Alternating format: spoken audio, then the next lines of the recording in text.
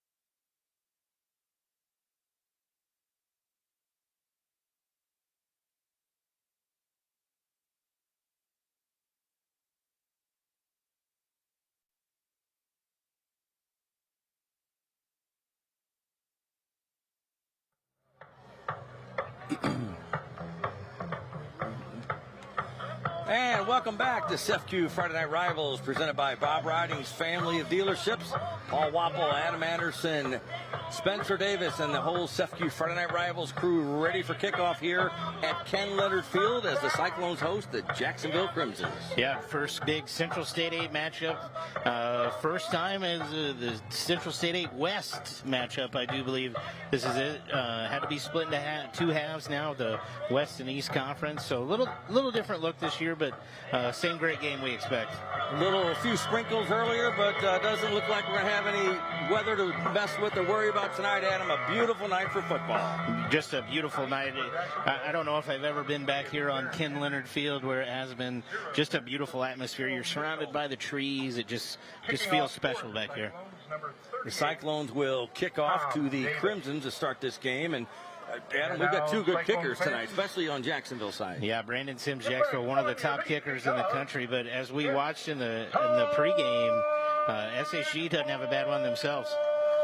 Tom Davis will do the kicking honors for the Cyclones as the announcer gets the fans fired up. Cyclones sidelines ready. The Crimsons are ready to go. We're ready to go. From Ken Leonard Field, and there's tonight's Bridge Care Suites kickoff. Fielded in the end zone, and it's a touchback. Darren Henry, number 3, no chance to return there, so the Crimsons will start. 1st and 10, and Adam, let's see what they do. They've got that big offensive line we talked about. Yeah, they're very big up front. Center Ryan McComb, 6'5", 290. Hit both guards 310 and 270, and then his tackles are 250, 275. They are huge up front. If they can control the line of scrimmage, it's going to be a long night for the Cyclones. That will be a key, I think, for Jacksonville tonight. I agree. So Braden Hutchinson, the junior quarterback, under center. 1st and 10 from the 20. There's the handoff out to about the 26-yard line. Good pickup for the Crimsons on first down. Lamarion Williams, the senior, with the carry. Yeah, Lamarion Williams, he's going to be a guy that they're going to keep mostly inside. He's a wider body, but he does have some speed to break away. And you're going to see a lot of deception out of this Jacksonville offense. With the triple option, you're not going to be 100% sure who has the ball. And we've got a Cyclone down. Hopefully it just cramps after the first play here, the first quarter. It'll be 2nd down and 4. And Adam, let's talk just a little bit about the conference, the changes. We talked on the preview show a little bit, but the changes this year. Added Quincy Notre Dame this year. So with that addition, it was able to split the Central State 8 into a East and West division. There are some crossovers, but it'll be the first year where it looks a little different to most of Central Illinois, where you've just been used to seeing the same teams every year. Mikey Gresh taken off the field, walks under his own power, so that's always a good sign. 2nd and 4 now for Hutchison. Got a man in motion, handoff again to Lamarion Williams. And Lamarion Williams again on the carry. Got a first down. By Jawan Davis. And that's a Brant Professional Agriculture first down for Jacksonville. Exactly what Coach Grounds wants to do with this offense. 3, 4, 5 yards at a time. One that's going to keep consistently getting you first downs. It's also going to keep the ball away from the SHG offense. It is a win-win if you can do that. Ball on the 31 now. Opening drive of the game for the Crimsons. Their red and white uniforms. Hutchinson keeps it himself. Got some yards, got some room to the 40. And brought down at the 40. Good pickup there. He's close to a first down, Adam. Yeah, great job by Hutchinson. Kind of dipped in and was able to get back outside. He's going to be pretty close to a first down. Take a look at the replay. Again, the deception of who has the ball. He gets a nice block outside there by Mitchell, and he's going to be about a yard short. Exactly what you want to accomplish in this triple option offense. Get a lot of yards on first down, right? And yep. Makes it easier on 2nd and 3rd down. 2nd down. 10:57 to go. First quarter action from Ken Leonard Field. Ball on the 40-yard line. Hutchinson under center. And he does some of that shifting around. And Braden Hutchinson again on the carry. Keeps it again. Wrapped up by Bryce Pratt. And they will move as well as Chris Link in on the tackle. The chains, and that is a Brant Professional Agriculture first down. So it looks like Hutchinson is going to come over to the sideline after each play and get the play call directly from Coach Grounds. Don't need to be in a big hurry. 0-0 game. Now, if the play picks up and they get behind, that might change kind of what their plan of attack is here. But Coach Grounds has been doing this a long time. From the 42 now. First down for Jacksonville. They enter this game 2-0. Rushed for more than 300 yards in their first 2 games. Off to a good start tonight. Man in motion. Hutchinson keeps it himself. Cyclones read that one, snuffed that one out. Yeah, great play by number 52, Emery Green right there. What can really slow down a triple option offense is early penetration. You're taking away then just one of the options that your quarterback has to hand it off. Right there, Emery Green was right there to almost take the handoff from Hutchinson. Kind of tackled both the quarterback and the fullback. That's what you need to have every play. No gain on that play. 2nd and 10 now for Braden Hutchinson. And Mark Brown's Crimsons. Mark Brown's longtime Crimsons coach. Great coach. Does a great job. Back to throw. Hutchinson under pressure. Wobbly pass. Picked off by Gresh. Flag on the play. Gresh to the 45. He's got some room. Crosses midfield. 45. 40. 36-yard line, out of bounds. So let's see, though, what the flag's all about. I think that flag is going to be a pass interference call on 31, Seamus O'Brien.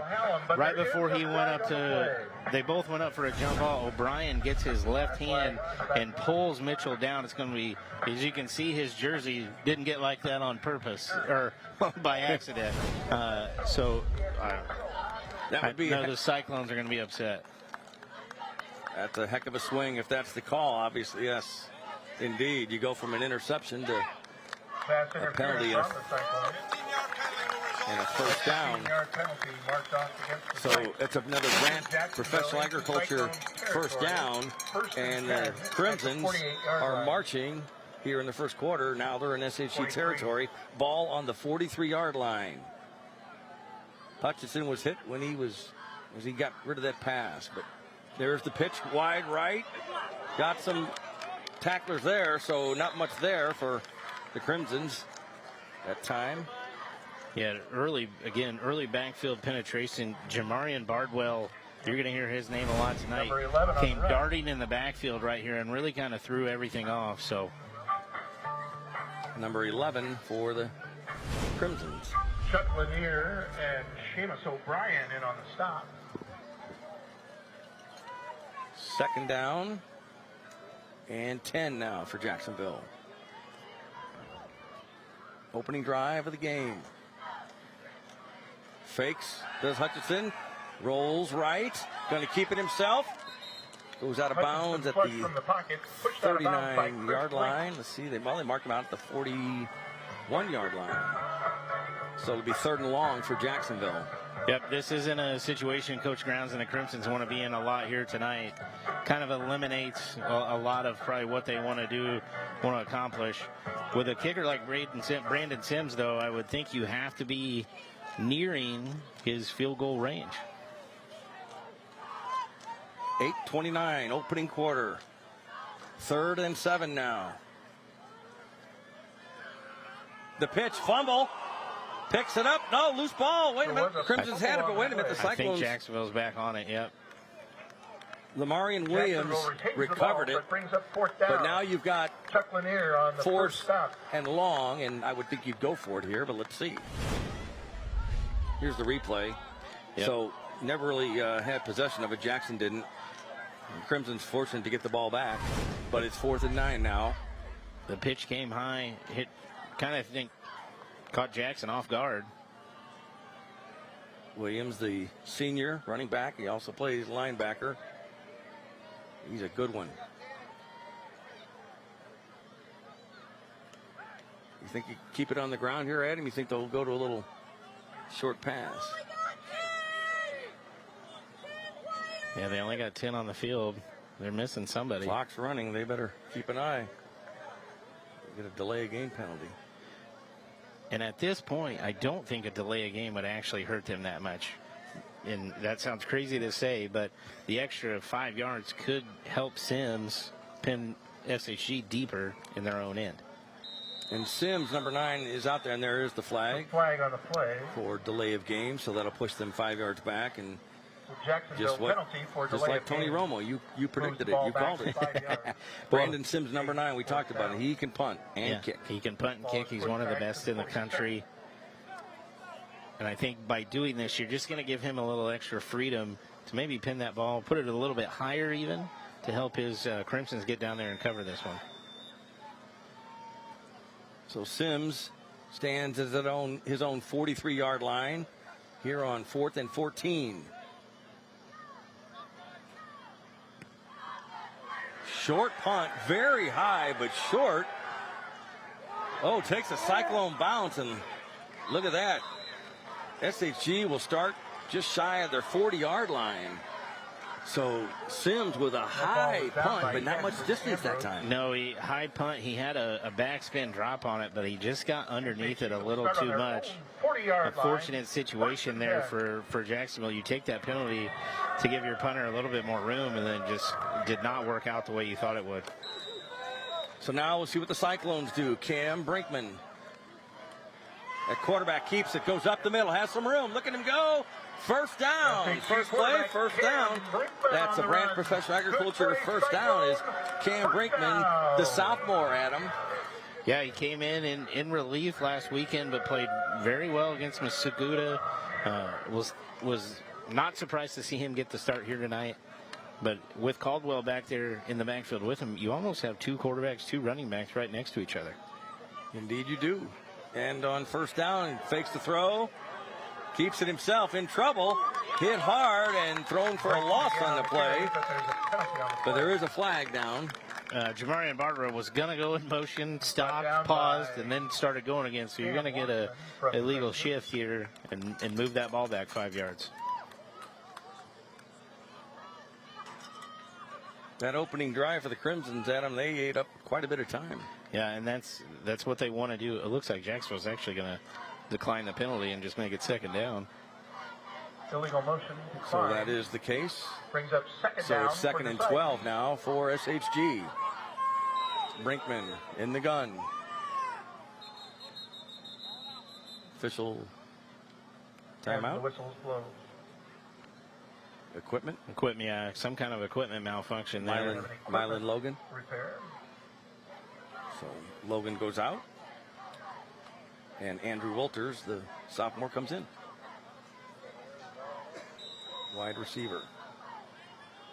Second and 12 now. Brinkman. Little pass. Complete to Bardwell. He's gone. Oh, look at him. They're not going to catch him all the way. Touchdown. 50 yards. We do have a flag on the far side of the field. I just noticed. Let's see what the flag's all about. Man, Bardwell looked like he got shot out of a cannon once he hit that sideline. Let's see what the penalty is. And it looks like The it's SHG penalty. coming back. Can I get a hold against And the it Cyclones? is coming back. Wow. 10-yard penalty. Two big penalties against SHG are in the early going, Adam. Wow. And, you know, that's going to take 6 points off the board. Penalty assessed from the spot of the foul. Let's send it down to Spencer Davis now for the Grinning Health and Wealth Sideline Report. Spencer? Hey guys, so we were talking pregame about some of the professional alums that have come out of both of these schools, and Sacred Heart Griffin's got a guy up in the big leagues, Tyler Fitzgerald, class of 16, hitting about 314 home runs in his rookie season.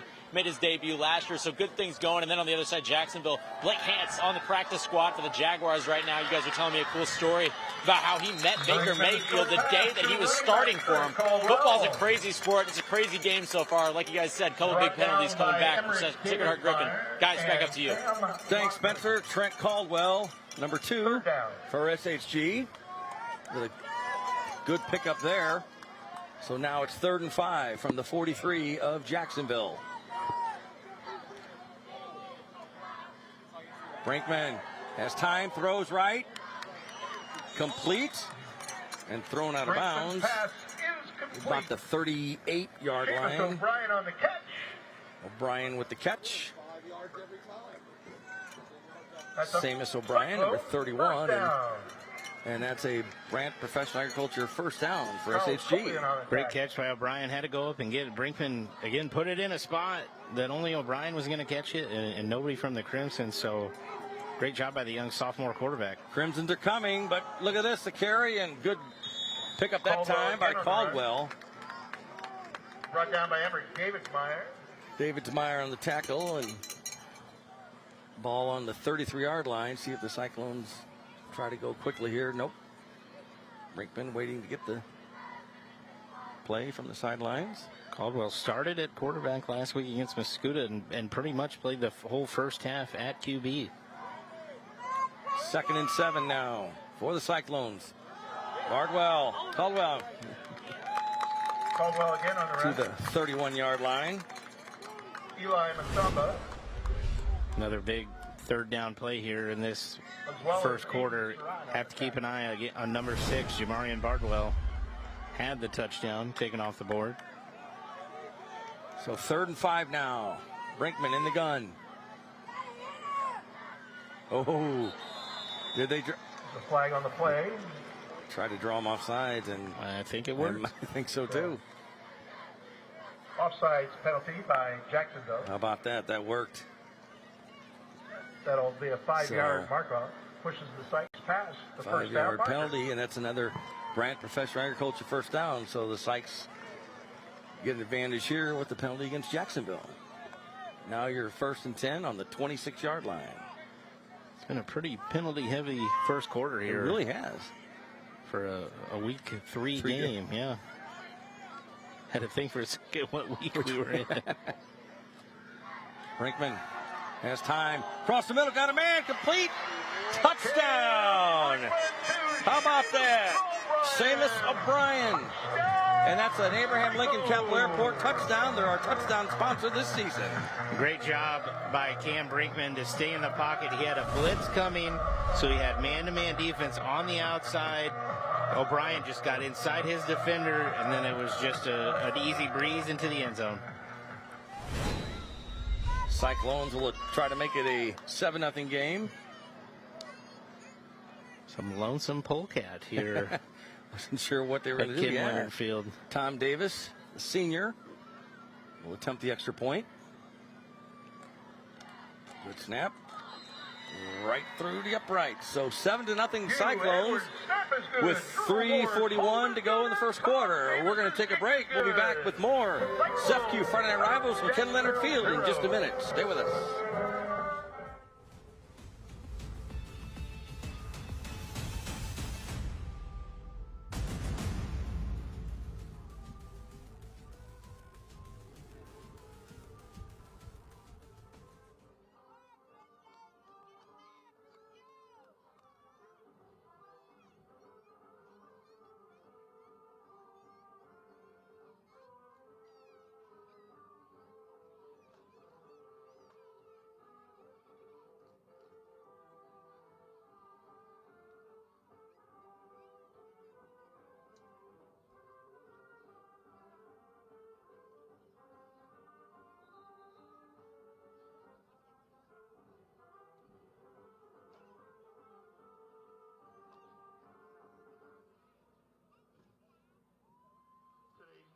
Broadcast live on CW23 television and is streaming live on newschannel20.com.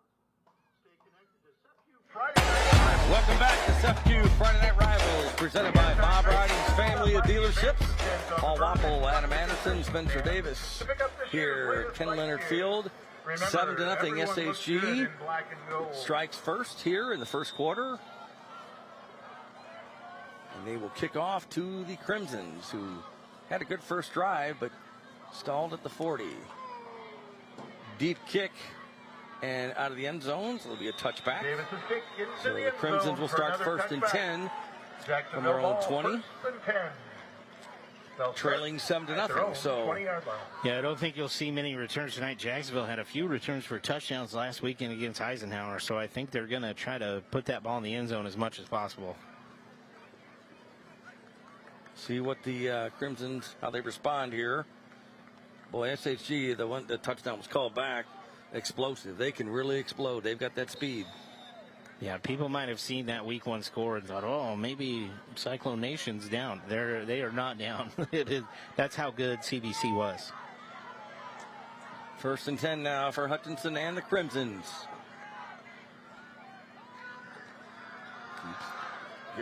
Gives the Ackerman, got some room left, still on his feet. Across the 30, first down and more. It's a Brant Professor Agriculture first down. That play developed pretty quickly. Yeah, just a simple counter play with so a lot of backfield action and keeps your linebackers looking every other way, and then just an outside handoff there to Ackerman, and made one guy miss and did the rest with his legs. Great call by Coach Grounds and the Crimsons. First and 10 from the 42 now for Jacksonville. 3:31 here in the first quarter. Hutchinson under center. Has the option, pitches it back to Jackson. Jackson's going wide. And fans wanted a flag, I think. Tackled out of bounds. I think it was momentum maybe that carried him, but yeah, they're going to see the replay, the pitch back to Jackson. So number 12, Bryce Kraft, did exactly what you're supposed to do with plays like that. Keep your outside shoulder free and just keep forcing the runner to go wider and wider and wider. You're going to run out of room. You're going to have some more friends coming to help you out, hopefully, too. So second down.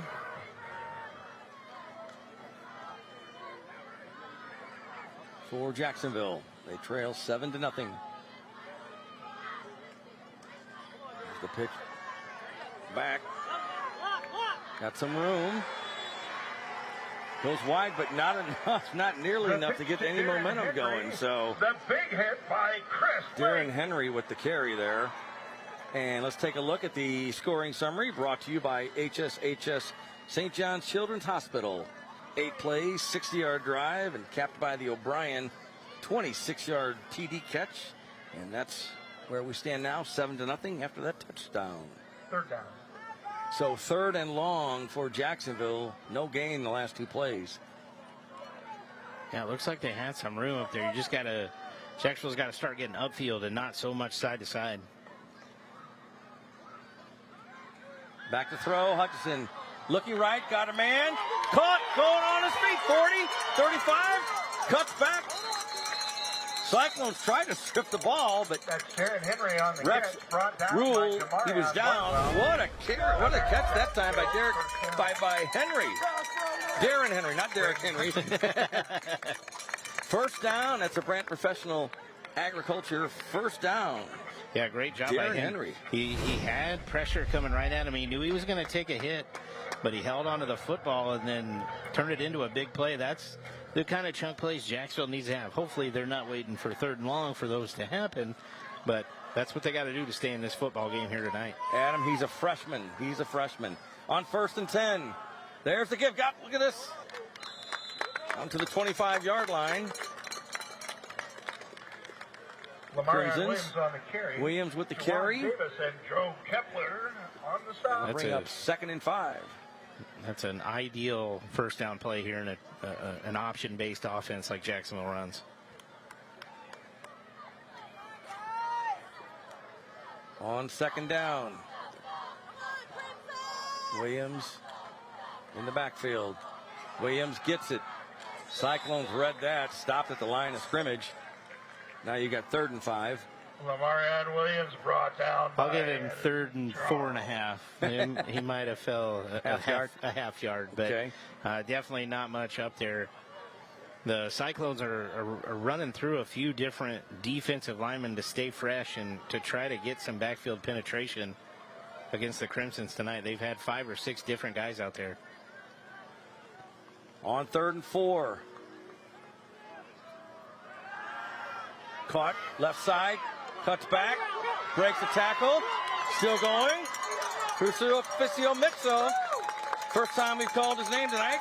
Crucifixio Mitchell, the senior. Brought down by How about that? Yeah, Cross Mitchell, he's the guy we talked about as a GOAT to watch in the game, and he was doing this on returns last weekend, but just completely flips the field there on a screen pass and did enough to get a first down. That's a Brant Professional Agriculture first down. And that's also the Crimsons now in the Roller Brothers Construction red zone. 1st and 10. Might be the last play of the quarter. We'll see. Keeps himself. No, Got pitches. some room. He's got Darren Henry wide left and out of bounds, but not before he picks up some yardage. Out of bounds by Jamarion Bardwell. A good carry there. The Crimsons are marching. Jamarion Bardwell. Impressed with number 3, Darren Henry, and great pitch there by Braden Hutchinson to have know you're going to take a little bit of a hit, but to deliver that ball out there and let Henry do the rest. Got 9, so 2nd and 1 now for the Crimsons. A little bit of a breeze, and absolutely beautiful night for football. Couldn't tell, and he did keep it himself. Lamarion Williams. They're going to say, Boy, is he this called it forward? quickly. Didn't They're going to progress say stop. forward progress was stopped. Lamarion Williams wasn't sure he had the ball or not, but Craft in on that catch. and I think that's going to do it for the first quarter here. As well as And they'll Charles. let time run out. The Crimsons do. So 1 quarter is in the books here at Ken And that Leonard brings us Field. to the end of the first quarter. And 7-0 SHG Cyclones after 1. We'll take a break. Back with 0. more in just a minute.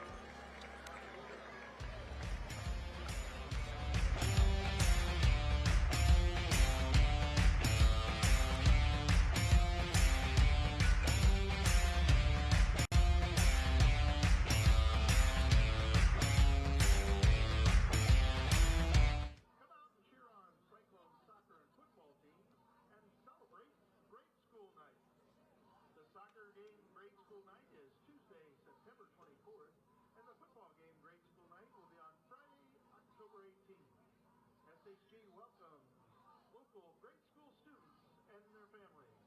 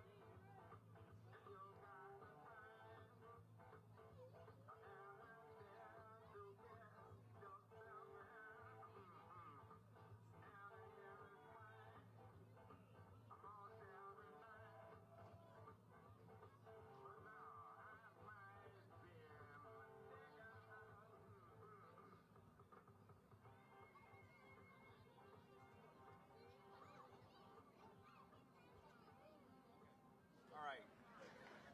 Third and short for Jacksonville.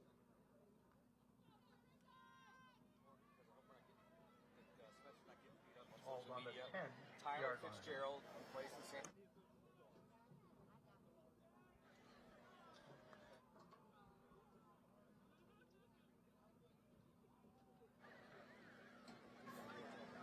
He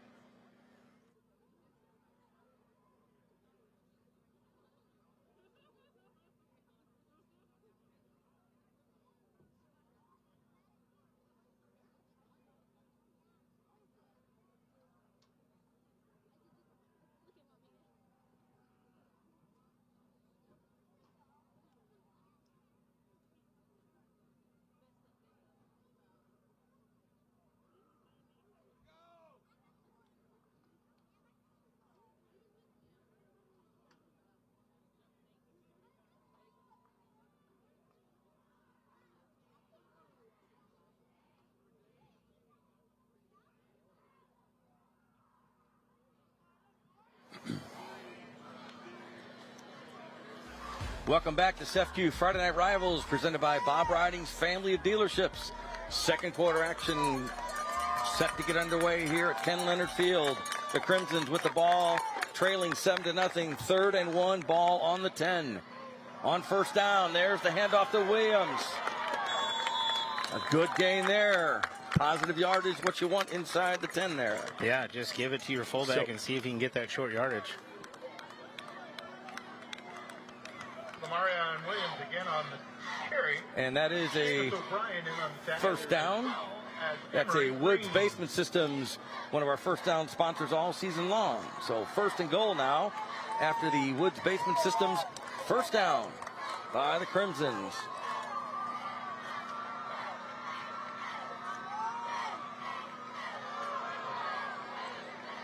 Flag on the play. Wow. Hutchinson thrown for a loss. See if the flag, somebody maybe jumped. Yeah, we had two guys moving in the backfield.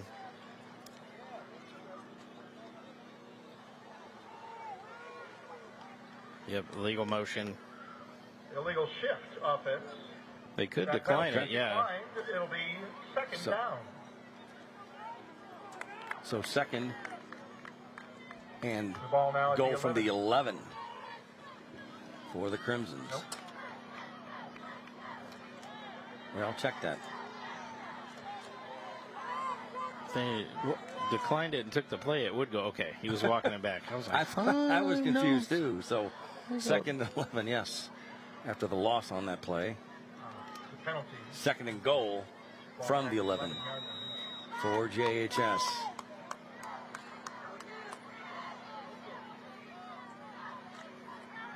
And there it is, number 11, Jeremiah Jackson. He's had a good couple of carries here in the first quarter, first part of the game. Seamus O'Brien upends him. So down to the 5-yard line. yeah, great little inside handoff. Again, a lot of counter action. Get your eyes looking different places, then try to come right back up the middle. 3rd and goal now for Jacksonville from the 5.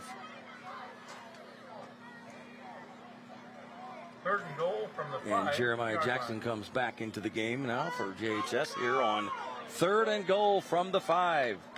Crimsons want to tie it here. 43, Nolan Peters. He's a huge target there for Hutchinson if they do decide to throw it. And they give it to Jackson. And he is in for the touchdown.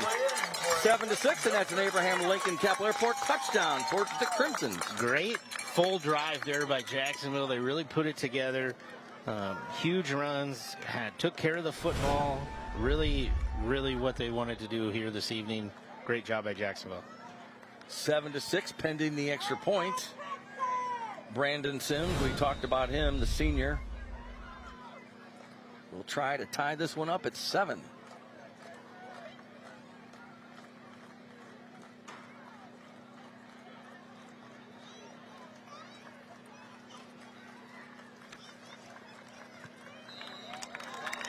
And we are tied at 7.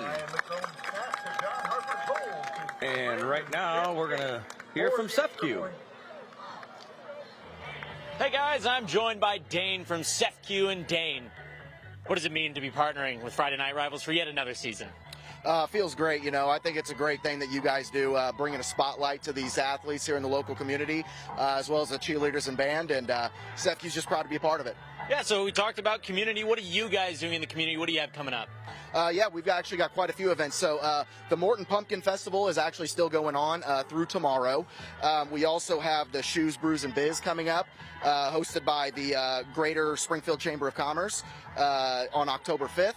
We also have a booth at the YMCA of Springfield Spooky Trails on October 19th, and the Wildlife Scary Park October 11th through the 13th, 18th through the 20th, and 25th through the 27th. Whole lot of stuff coming up. And speaking of coming up, Friday Night Football, how does it feel to be on the sideline? Feels great. You know, I'm excited for this. It's always a big-time rivalry between SHG and Jacksonville, and it should be a great game. All right, guys, back up to you. All right, thank you, Spencer, and thanks for CEFCU for being our presenting sponsor on CEFCU on Friday Night Rivals again this year. So we've got a good one here, 10:31 to go in the second quarter. I thought it would be low scoring because I thought Jacksonville would try to, be very methodical with their drives, but got to try to figure out a way to slow down Keem Brinkman in this SHG offense. Cyclones will get the ball here, and that's a Bridge Care Suites kickoff. No opportunity to return that in and out of the end zone. So 1st and 10, SHG from their own 20-yard line.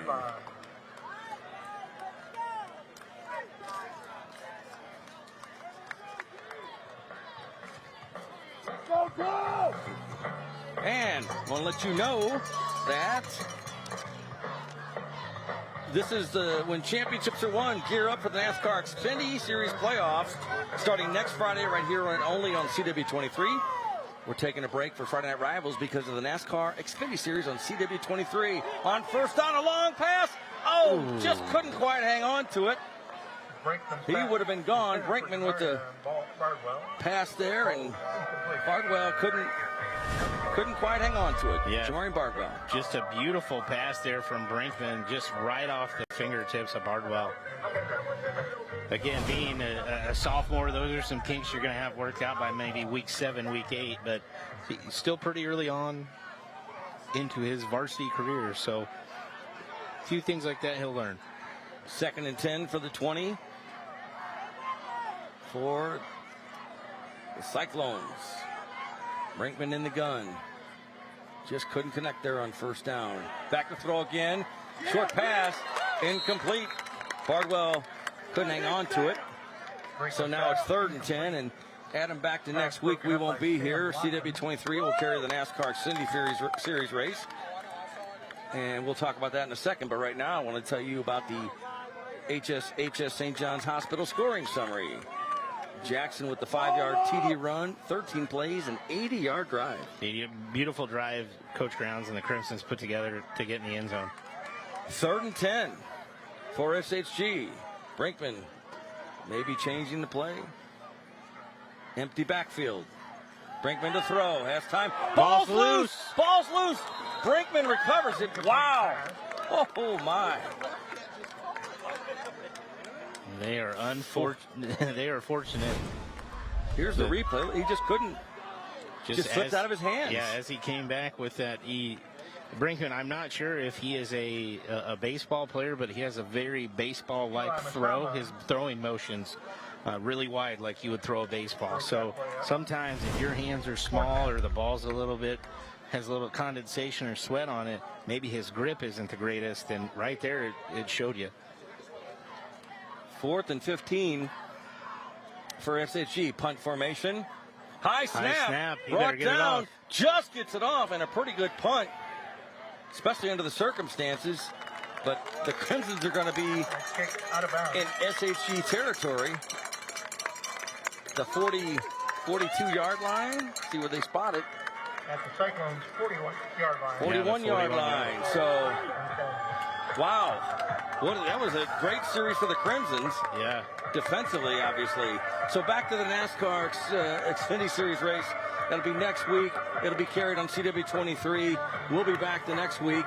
Quincy, Notre Dame, Springfield High. We'll get a look at Quincy, Notre Dame. At Memorial Stadium. So if you are turning into the CW next week, feel free to cheer on Riverton's own Justin Allgaier. That's right. Number 7, sponsored by Brant Professor Agriculture. So go Justin. Doing well so far. On first down. Pitch is going the wrong way. Still on his feet, but oh boy, Ackerman thrown for a huge loss. It's about 19 yards, if my math is correct. Wow, Ackerman, I thought he might get out of it, but when he took that pitch, there were at least 3 to 4 black jerseys just standing there waiting for him. What Ackerman's got to do at that point, just put his head down and try to go forward. He came to the sideline and then tried to even backtrack and go the other way and lost probably 4 or 5 more yards right there. So I'd love to say it once here, we are at 2nd and a country mile right here, Paul. We are. Oh my, 2nd and 28. For Jacksonville. 7-7 ball game, 2nd quarter. And a whistle, and I think we have a timeout. We do. Jacksonville takes a timeout. Yeah, the play clock was running down. We'll take a timeout as well. Back with more CEFCU Friday Night Rivals in just a minute. As NXT moves to the CW, starting Tuesday, October.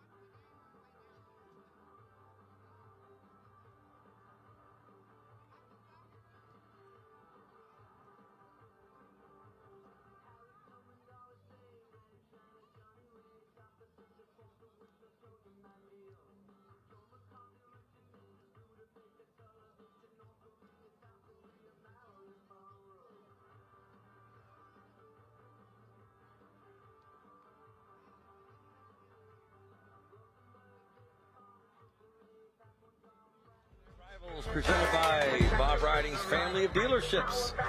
9:19 to go in the 2nd quarter. 7-7 game. Jacksonville and Sacred Heart Griffin.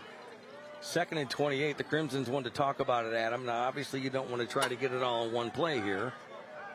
No, you don't. And play clock was running down, and there didn't seem to be enough movement towards the line, so Coach Ramsey needed to burn a timeout. Going to keep it himself. And it didn't fool anybody. Hutchinson on the keeper, brought down by Joe Kepler. 3rd and almost a country mile, Adam. Chris Lincoln on the play as well. Yeah, I'm not sure if that was a missed handoff or there was a lot of turning around. It looked like he went to hand it, but the play was off a little bit. 3rd and 30. If you're looking at your screen, that is correct. 3rd and 30. Ball on the 39. Jacksonville started this drive with excellent field position, but so far hasn't been able to take advantage of it. We'll see what they do here on 3rd and 30. Darren Henry in the game, number 3, the Crimsons. And Hutchinson says, hurry, get to the line, and a flag, and I think we know what the flag's going to be about. Now they need to be methodical in their offensive possession, but that was a little more than methodical. 5-yard penalty. 3rd and 35 now. Hutchinson's got to get them in and out of that huddle quicker, knowing how much time's left on the clock. Be curious to see what the play call is here on 3rd and 35, and love to get a chunk of that back, obviously, but let's see what they do. So Hutchinson, empty backfield, back to throw, has time, goes deep, he's got a man, and let's see. Oh, the Crimsons wanted interference, no call. Wow, intended receiver was Cross Mitchell. Bang, bang play. We have the advantage of replay. Let's take a look. Let's see, the ball's in the air. I do think he got there a half second too early. I think that was a miss. Again, that's a bang, bang play. But Mitchell, I think Mikey Grosh got there a little too soon with the hit on Mitchell. If you're Coach Grounds, it's got to be upsetting, but the speed on Mitchell, if I'm Coach McMahon, I'm going to make sure my guys know that he was open. Sims just gets the punt away. Good long punt. Fair catch called for by Drew Ward at the 30-yard line, and that's where the Cyclones will start their next drive. So, and want to let you know that earlier tonight, ABC News Channel 20 Spencer Davis had a conversation with our friends over at the Capital Area Career Center.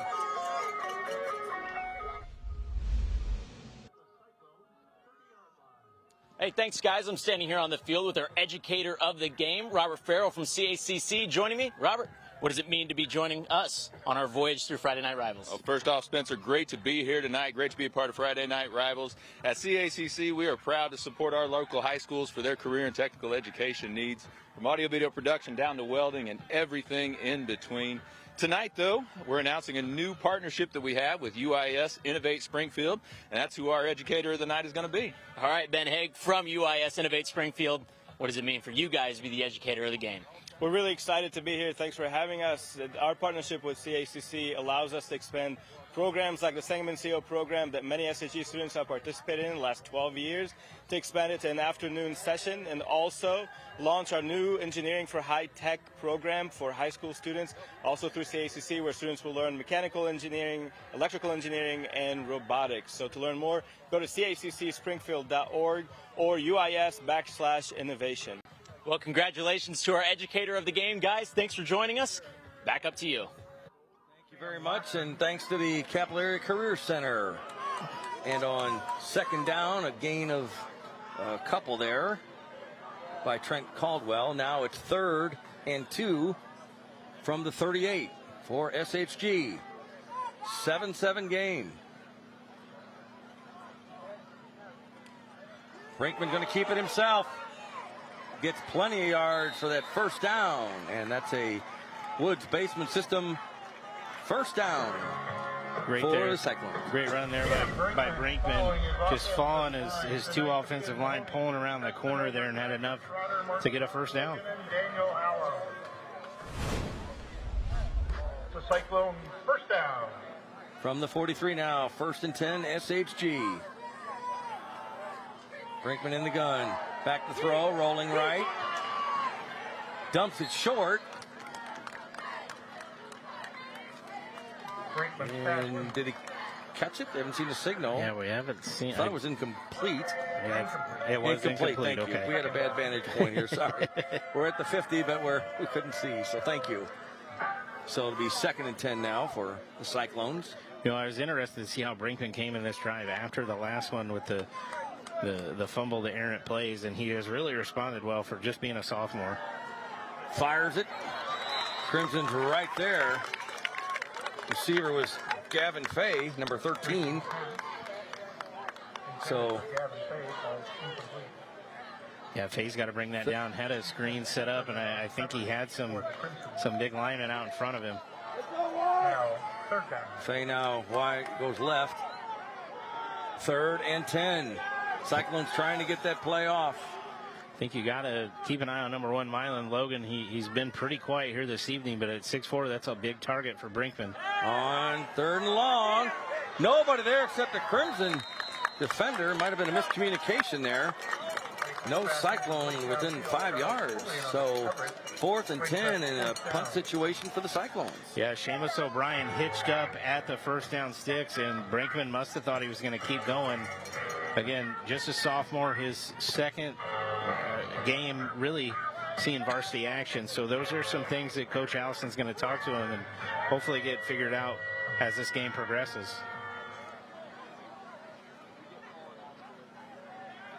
Tom Davis in punt formation for the Cyclones. Got off a great punt last time. He sure did. Cyclones changing personnel, and yeah, they're going to call it. They've only had 10 guys out on the field. That's going to Timeout on the field. And they're going to take a timeout. SHG is to avoid a penalty there. So 6:14 to go in the second quarter. So 4th and 10. So now it's time for the Smart Local 218 fan cam. There it is, the Smart Local 218 fan cam. There you see some of the Crimson faithful here. A beautiful night. And some of the Cyclone fans there on the hill. Great facility here, Ken Leonard Field. Beautiful night, beautiful night. Hey, we're supposed to, hey, we're right here. We're in the bleachers, visitor side. Thanks for taking a shot of us. All right, great crew here as always, Adam. Men and women do a great job. Yeah, they bring everything home to you. The graphics, the photos, the videos, the replays.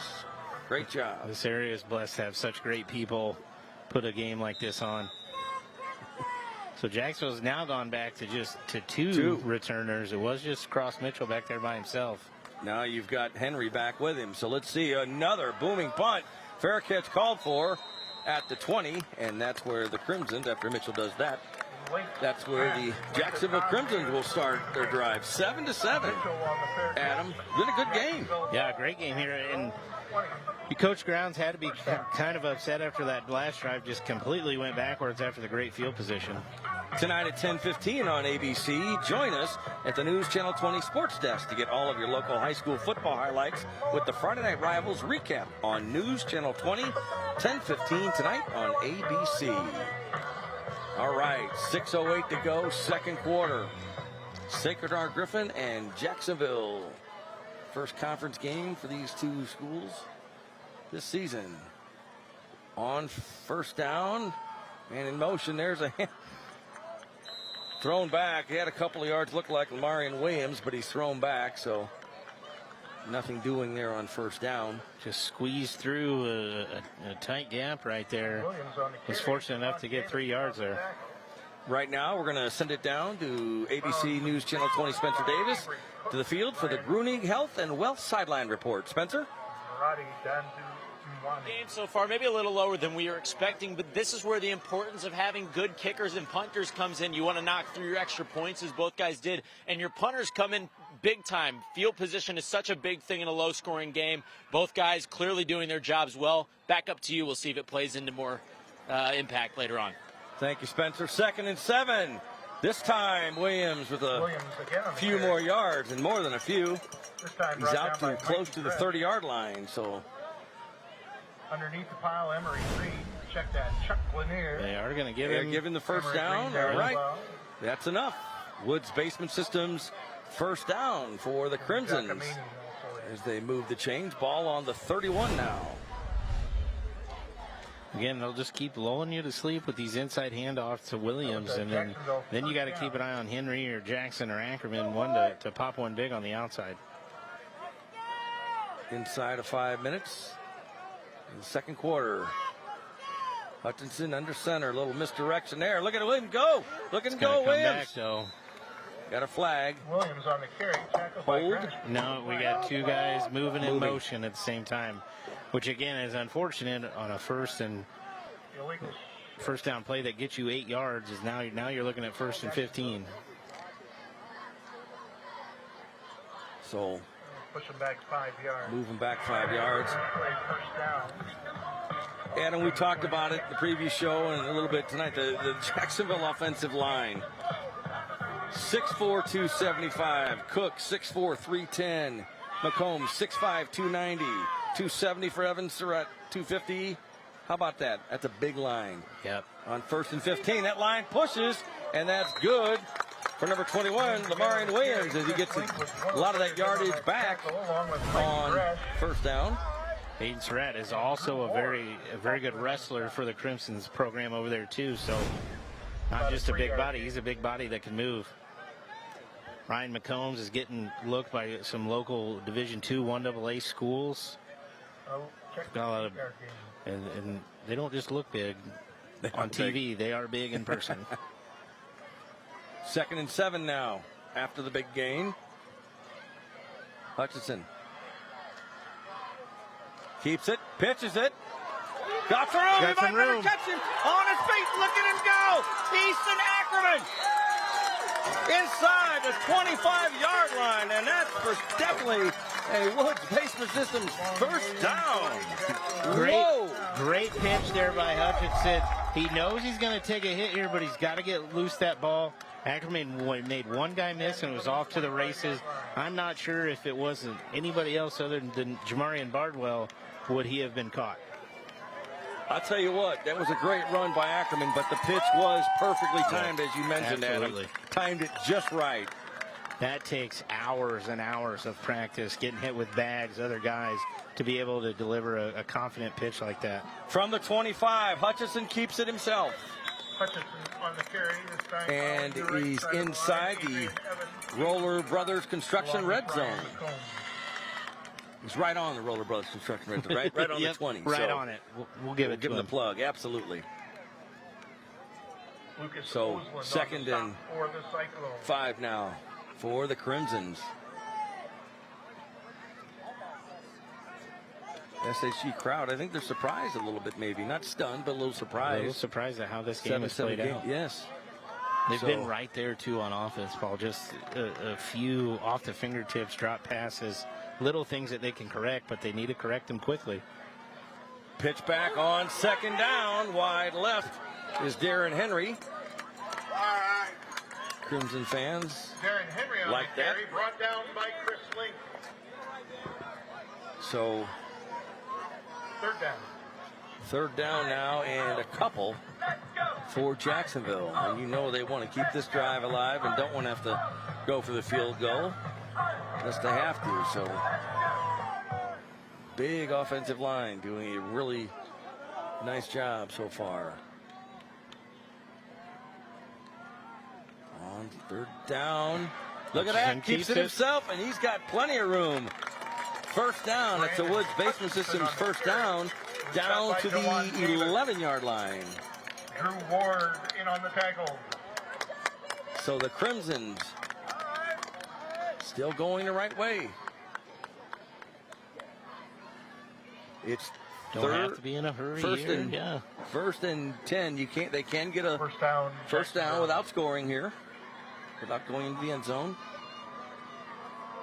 Hutchinson on 1st down. Henry in motion.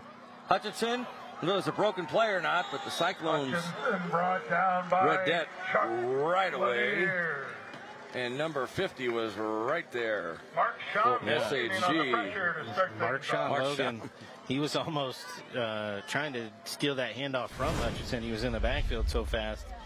Again, if you want to throw off the timing and what an option offense wants to do, just keep doing that. Really disrupt that mesh point. Loss of a yard on the play. 2nd down and 11. There's wide right. It's Jackson. Oh, breaks a tackle and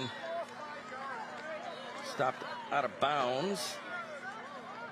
See where they, nothing there really. Oh, yeah, I think he went a long way to get back to the line of scrimmage. Yes. Yeah. So now let's see here. 4th down. Bring up 3rd down. Check that. 3rd and long. And if you're Coach for the Grounds, Crimsons, you obviously want to try to get 6 points. But I think you also have to be careful and not turn this ball over because you are definitely in Brandon Sims' range, and you can at least get 3 points. So 3rd and 12, we're going to call it from the 14-yard line. It's a big 3rd down play. Little misdirection. Look at this. Breaking some tackles is Darren Henry, but not a whole lot. Looked like he might get more than that, but now you've got 4th and long, and I would certainly think, and the field goal unit does come out for the Jacksonville Crimsons. Brandon Sims, the senior kicker. Stopping up that side of the line. It looks like And Coach Grounds is going to call a timeout. Yeah. Timeout on the field. And we'll take a timeout as well. We'll be back with more from Ken Leonard Field in just a minute. Stay with us.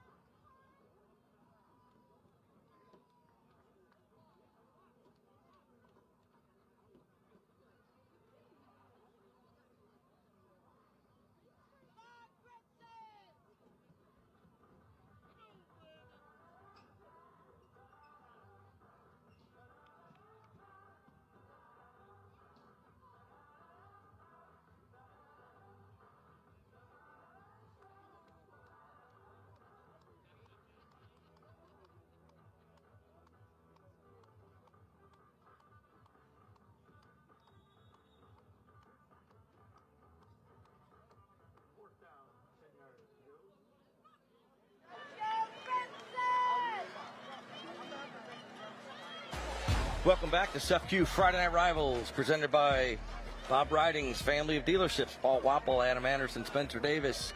4th and 10 for the Crimsons. They want to try to take the lead here with a field goal. It'll be a 30-yard attempt for Brandon Sims, one of the best kickers in the state and in the country. Sims waits. There's the snap. Plenty of leg. Drills it, and it is good. So 10-7, Jacksonville takes the lead with 40 seconds to go in the first half. Yeah, great kick by Sims. That could have been good from about 45 yards. But you just want to make sure you take care of the hold and the protection up front, and just make sure he has a chance to kick the ball. So you got 42 seconds left in the second quarter, Adam. Let's of course see what happens on the kickoff here, but still a lot of time with this quick strike SHG offense. A lot of time still left. They've got 2 timeouts, 1 timeout left. So, and like you said, just a couple of little things here or there.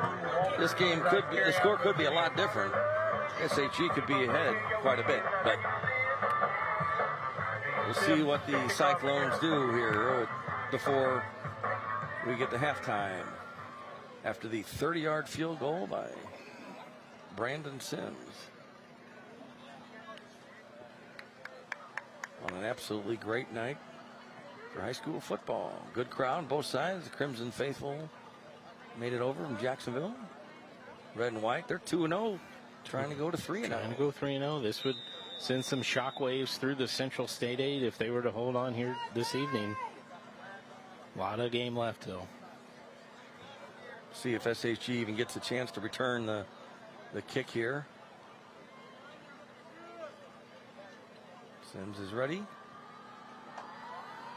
And that's a Bridge Care Suites kickoff out of the end zone. Forget about it. No return opportunity there. 1st and 10 SHG from their own 20. Now, Adam, do you just keep it on the ground here, play it conservative, go into halftime down 10-7, or you try to go for a long pass maybe? I think you go with risk the interception. Something in the middle there. Okay, in between. All right. And honestly, as a coach, I would see how first down goes. If we get 8 or 9 yard play, maybe a first down here on our first down play, I'm gonna keep the tempo up. If it's a kind of a negative play, I might just ride it out till halftime. And they are going to throw. Short pass. Complete left side. Got some room. Down the sideline. Crosses midfield. To the 40. Oh, my goodness. Down at the 24-yard line. Well, that kind of answers that. There's a flag. Wow. There is a Caldwell. Let's see what. I think you're going to get a sideline warning on the Cyclones. Andrew Walters. Trent Caldwell with a, It was a Brinkman 50 yards? Yeah, Let's see what.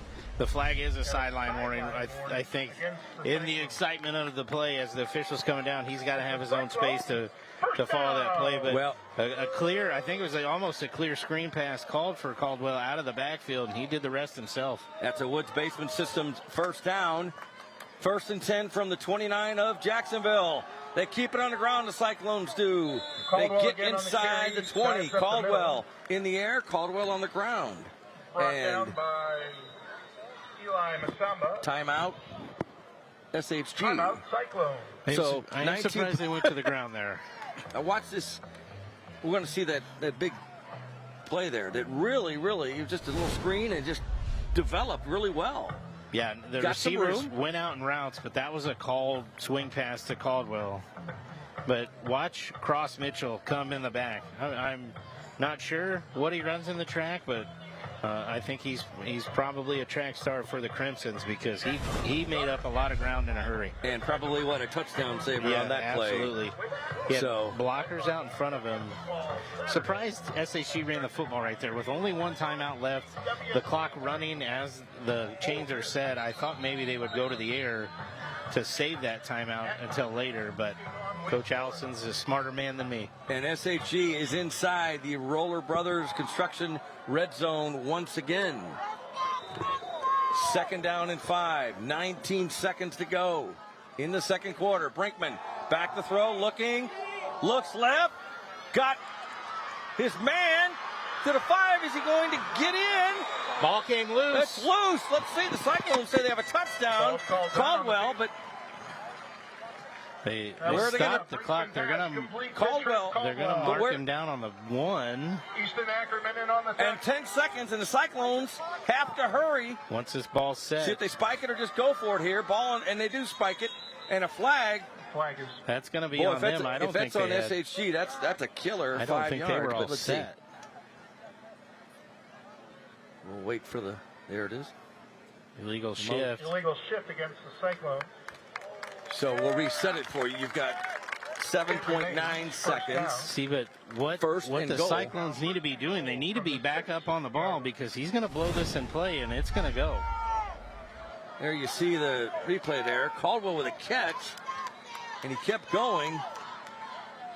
And let's see, where did it come? Comes loose, Loose right right there. He Oh. was not in the end zone, but the ball did come loose. And it was recovered by Walters in the end zone. Wow. Okay, like you said, Adam, that clock is going to start. 1st and goal from the 6. The play clock hadn't even started yet either. I think there's a lot of confusion going on here and up in the booth. Brinkman in the gun. No timeouts for SHG. He's going to throw. He's got to avoid that sack. Brinkman, he is. Wow. Sack ball's loose. Is he down? He's down. He is down. At the 19-yard line, 2 seconds to go. Clock should still be running. Yes, and it is Clock should going, still and be that running. is. Crimson fans saw that. They said, run that clock. Yes. Halftime. I got a tough one here. 10-7, Jacksonville leads Sacred Heart Griffin.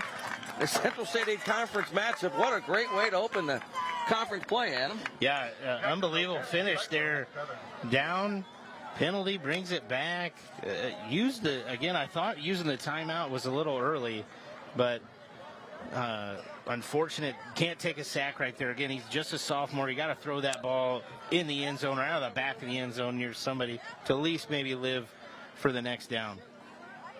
Wow, 10-7 here at halftime. It's been a really exciting first half. Had a little bit of everything. Some great running, some blocking, had a lot of penalties, but yeah, some big plays. If I'm Coach Grounds, I'm going to be excited that we're up 10-7. Honestly, they might have left 3 points out there and could also be down at the same time. Absolutely. It's been that kind of game so far. Just a few things just not clicking for SHG, or just missing on a few things. So that Crimson's ground game has been pretty tough. Now we're going to check in with Spencer Davis, and he's got Coach Grounds, Mark Brown. Spencer, take it away. Hey, thanks, guys. I'm with Coach Grounds. Coach Grounds, you're up at halftime. What's been going right for you guys? Well, I think we've been trying to control the clock. We've been trying to pound the ball between the tackles. We've had some success there against a really good defense. We've been trying to keep a young quarterback off kilter with some of our pressures. It's been a back and forth half. We're fortunate to have a great kicker to get up, and behind some great fans that are here, we've played an inspired half of football. Awesome. Appreciate it, Coach. Best of luck in the second. Thank you. Appreciate it. Guys, back up to you. All right, thank you, Spencer. Thank you, Coach Grounds, for the insight. So appreciate that very much. And the law offices of Frederick Nessler halftime report is coming up next. Stay tuned.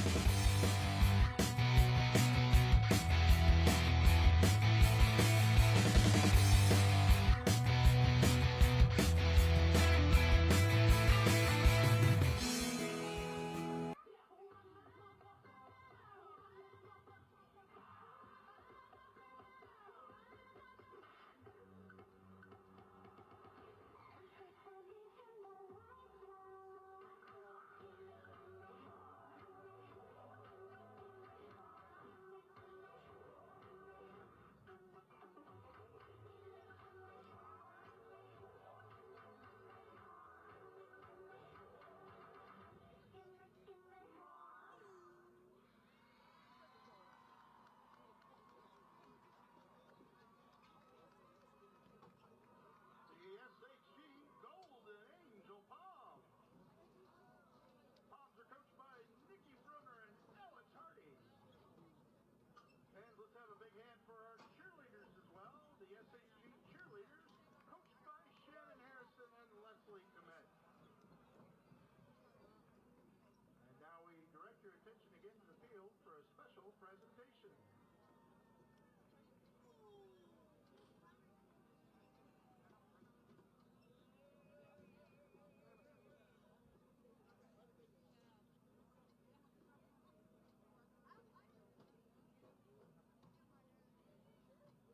Prairie Cardiovascular is the local leader in heart health throughout central and southern Illinois.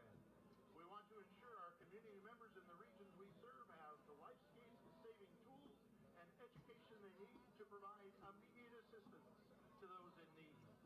In partnership with Prairie Heart Foundation, HSHS St. John's Children's Hospital, SIU Medicine Department of Pediatrics, And you're watching the Bob Ridings Family of Dealerships halftime report on Friday Night Rivals.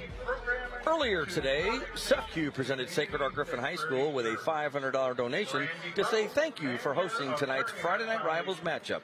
CEFCU will make a $500 donation to each Friday Night Rivals host school throughout the season for use for their general fund. CEFCU is proud to support our communities, our schools, and our students with Friday Night Rivals. Thanks to Sacred Heart Griffin for hosting tonight's CEFCU Friday Night Rivals football game.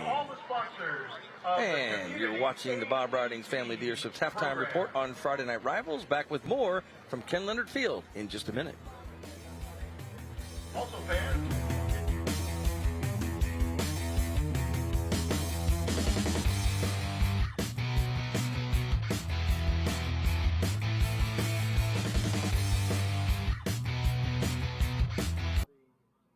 Announcer's booth to pick up your prize winnings. It's a white ticket. Number 2208037.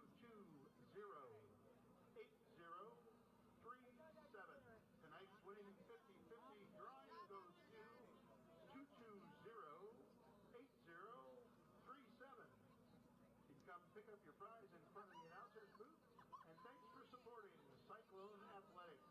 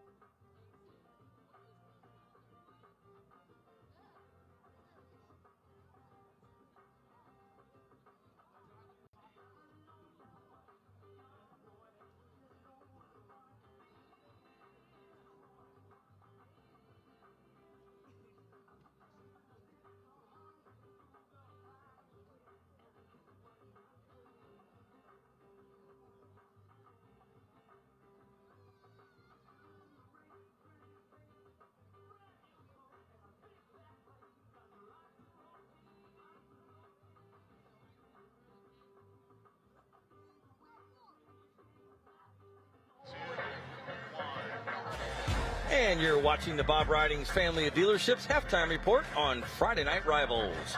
Earlier tonight, ABC News Channel 20's Spencer Davis caught up with Jason Grishow, the general manager of Bob Ridings in Decatur. Let's take a look at that right now. Hey, thanks, guys. I'm joined by the usual suspect, Jason Grishow, here for the halftime show. Jason, always a beautiful day for football. Always. And I was thinking earlier today about high school football and how it just transcends football and sports, and the lessons these kids are learning on the gridiron. You know, it's going to serve them well in the future, and they may not know it now. I know when I was that age, I didn't quite know it then either, but I definitely know it now. And, you know, what kind of team they want to be part of in the future, and, you know, the culture, and nothing speaks that like community-based Friday Night Rivals. And we got Wade with our Westtown Ford store over in Jacksonville. And we're all part of the family of dealerships with Bob Ridings, and, you know, part of a winning culture and winning team, and they're learning all those lessons right now tonight. And Wade, how fun is it to be at this game? Hey, I'm fired up. Glad to be here on behalf of Westtown Ford. Several years and a few pounds ago, I remember being out here and doing some of this stuff, getting ready for a big Friday night game. This is a big game for Jacksonville. Jacksonville always looks forward to competing with Griffin. So, yeah, really exciting night. Beautiful night. Looks like everybody's excited to go. So, yeah, we're glad to be here. Are there any community events you've got coming up in Jacksonville? Looks like we're going to have a lot of people rolling in here watching this game tonight. This Friday night football is a big deal to the Crimsons. You know, they like coming out and supporting that team, and this is a big part of our community. So, yeah, we're excited to see what happens tonight. All right. Well, thanks for joining us, guys. Back up to you. All right, thank you very much. And I want to let you know that throughout this Friday Night Rivals season, the law offices of Frederick W. Nessler and Associates will recognize an exceptional senior student athlete from each participating high school with a plaque presentation prior to each game.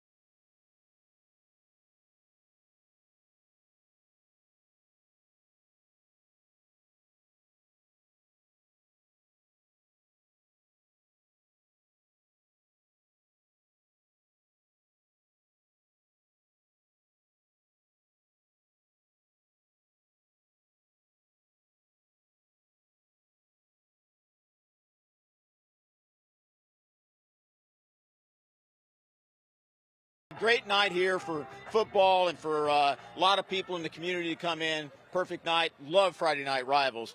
I don't know about Jacksonville, though. They got the lead right now. And I'm joined by Michaelina Oldenettle as well, and she is the cheer coach for Jacksonville. You guys have your homecoming coming up. Tell me about it. Yeah, we have homecoming next weekend against Lanphier. I'm pretty sure our theme is out of this world, so hopefully the game will be also out of this world. So we're excited. And talk to me a little bit about being on Friday Night Rivals. Yeah, well, we're happy to be here. You know, this means a lot to our community, to our football team, our cheer team. It's a good night for football, and we're just happy to be here. Well, we appreciate you guys letting us join you, and let's hope the rest of the game's a good one. Good luck. Cheers. Great. Back up to you. All right, thank you very much, Spencer. Thanks to SHG in Jacksonville. And you're watching the Bob Ridings Family of Dealerships halftime report on Friday Night Rivals. Back with more from Ken Leonard Field in just a minute.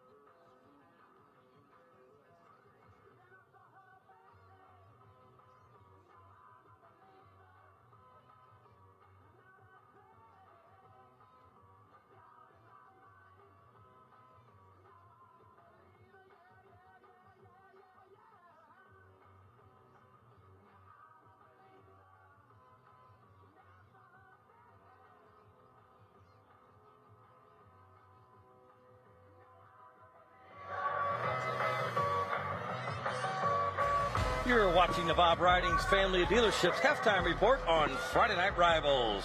And let's take a look at some of our first half. Let's look at the Friday Night Rivals and Thursday Night Lights. Great moments. The best Thursday Night Lights and Friday Night Rivals highlights from across the country. Edie going for it all. Has a man out there. Catch is made. Touchdown. Slinger. Lucas Sun, another spectacular catch. Scrambling for his life, being chased, has the corner, and goes over the top. And that effort's going to get him the first down. Well done, young man. Here's Clear going deep down the near sideline. Amari Jackson, did he haul it in? It looks like he did. That was tremendous. Lights, camera, action, Jackson. First down and goal. And the toss. Buttery makes one man miss, shakes off the tackle from left. He is still going. Buttery across the goal line. He is in for the touchdown. Pitch and go. Looking for Fry. Leaping grab. Touchdown, Hartford. Nice. If they don't complete this pass. So, Noah Legg. You better make it. You better make it. He gets all the way did. for the He's touchdown. in the end zone. Noah Legg, 10 yards for the Conway touchdown with just 23 seconds left on the clock.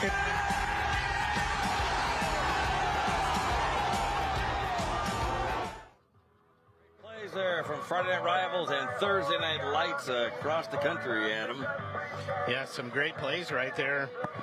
Fun to see the high school football action across the country. We've got a good one here, 10-7, Jacksonville over SHG at halftime, and good first half, and some big plays, and there's the statistics. You know, pretty even. I thought it'd be pretty even total yards, but it's just a little bit different ways on both sidelines. Penalties have been huge for both teams. They've come at really inopportune times. Clean turnovers, though, and that's kind of a story we talked about before the game. Jacksonville really had to make sure they took care of the football, and they haven't forced SHG into any just yet either. And the score is indicative of the statistics, really, like you said. Pretty even there, 156 total yards to 150 right there. Both teams back and forth. No turnovers, couple loose balls, almost some turnovers, but nothing. So overall, clean. So right now we'll go down to Spencer Davis. Spencer? Thanks, guys. I'm with Coach Allison down here. Coach, tight first half. What are you guys looking to do in the second? It's kind of like what we thought. If we gave them a chance to eat the clock, and they did that, I think we had three, with that last possession, 4 possessions. We got to take better advantage of the drives we do get because we know they'd be limited with the way they eat clocks. So we got to do that. How key is it to have a guy that can win you the position battle and field position? Oh, it's huge. I mean, the kicking game's been a huge part of this day. I mean, that's both sides of the ball. Starting on the 20, we got to do a little better job of keeping the ball. Awesome. Thank you, Coach. Best of luck. Guys, back up to you. Thank you very much, Spencer. Back with more from Ken Leonard Field in just a minute.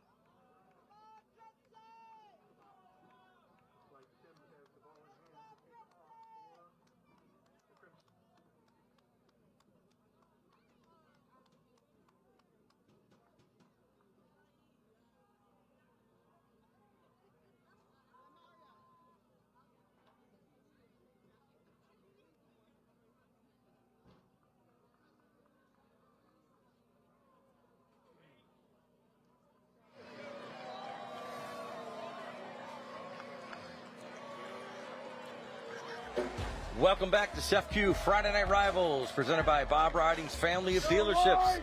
Paul Wappel, Adam Anderson, ABC News Channel 20, Spencer Davis, and the CEFCU Friday Night Rivals crew ready to bring you third quarter action. We've got a good one here. 10-7 Jacksonville, and the Crimsons will kick off, so the SHG will get the ball starting the second half. Yeah, don't expect to see a return here, but stranger things have happened. But and Brandon Sims with the Bridge Care Suites kickoff, and no surprise, in and out of the end zone. So first and 10, SHG from their own 20. Now, Adam, the end of halftime, SHG had an opportunity to score, couldn't do it. They've got the ball back now, only trailing by 3. Yep, Coach Allison, you could sense the frustration in his voice as he talked to Spencer Davis right before this half started. Just, he knew Jacksonville was going to eat the clock. You and I both knew that coming into this game. They have to take advantage of the times they do have the football. It's being smarter, making smarter plays, and on almost calming Cameron Brinkman down just so he can make easy plays as well. Brinkman from the gun on first and 10. Back to throw. Throws left. Complete. Logan. Mylan Logan with a good run there. Didn't call him a lot in the first half. No, but I think he was only really targeted once. And that is a Brant Professional Agriculture first down for SHG. A good way to start the second half. Yeah, they need just more simple screen passes like that for Brinkman. It gets up your confidence. It boosts what you're doing. And they've got the guys on the outside to turn those into big plays. First down from the 33. Handoff. Goes left. Has some room. First down and more. Crosses midfield. Still going. Look at Mikey Gress. Going so, and he breaks the tackle. He's in the end zone. Touchdown. SHG. 67 yards. And that is a Abraham Lincoln Capital Airport touchdown. Great run by Gresh. I was shocked out to see number 2 Trent Caldwell out there in the backfield. Gresh comes out there, gets one carry, turns it into a huge touchdown for the Cyclones. Wow. Broke that last tackle, and now the Cyclones, that's the way they want to start the third quarter. 13-10. They're trying to make it 14-10. If they go for the extra point, they're going to go for 2. Let's see. They'll go for the extra point.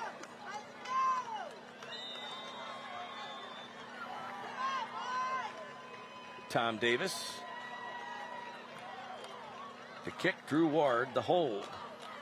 And right through the upright. Just like that, 14-10 SHG. We'll take a break. Back with more from Ken Leonard Field in just a minute. Cyclones 14, Jacksonville 10.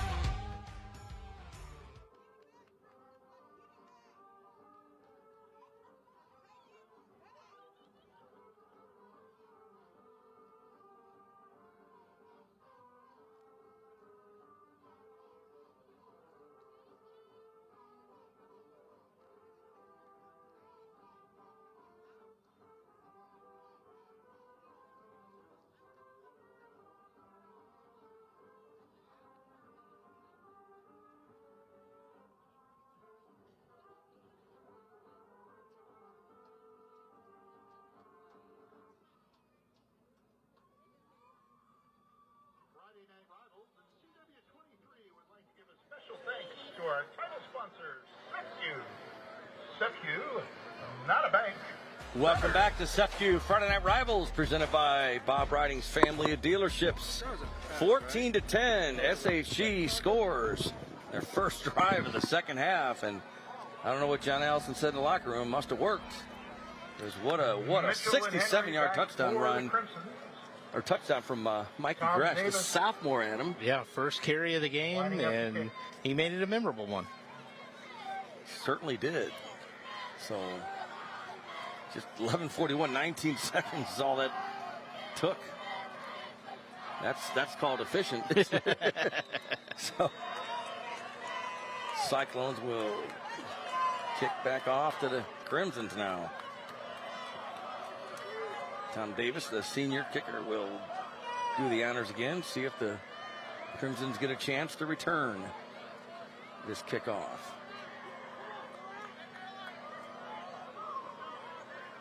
$14 to 10. It happened in a hurry. It sure did. He took too long there, yeah. That's going to be a delay of game. Davis looks... So that's going to move 5 yards backwards. He's surprised, but let's see what they...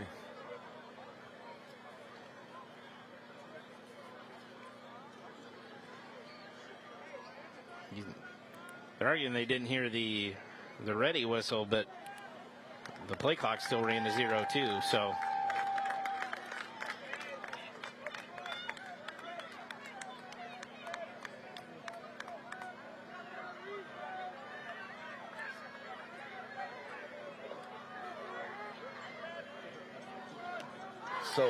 All right, do it again. Now Jacksonville might have an opportunity to return this football now, though, with that 5-yard penalty.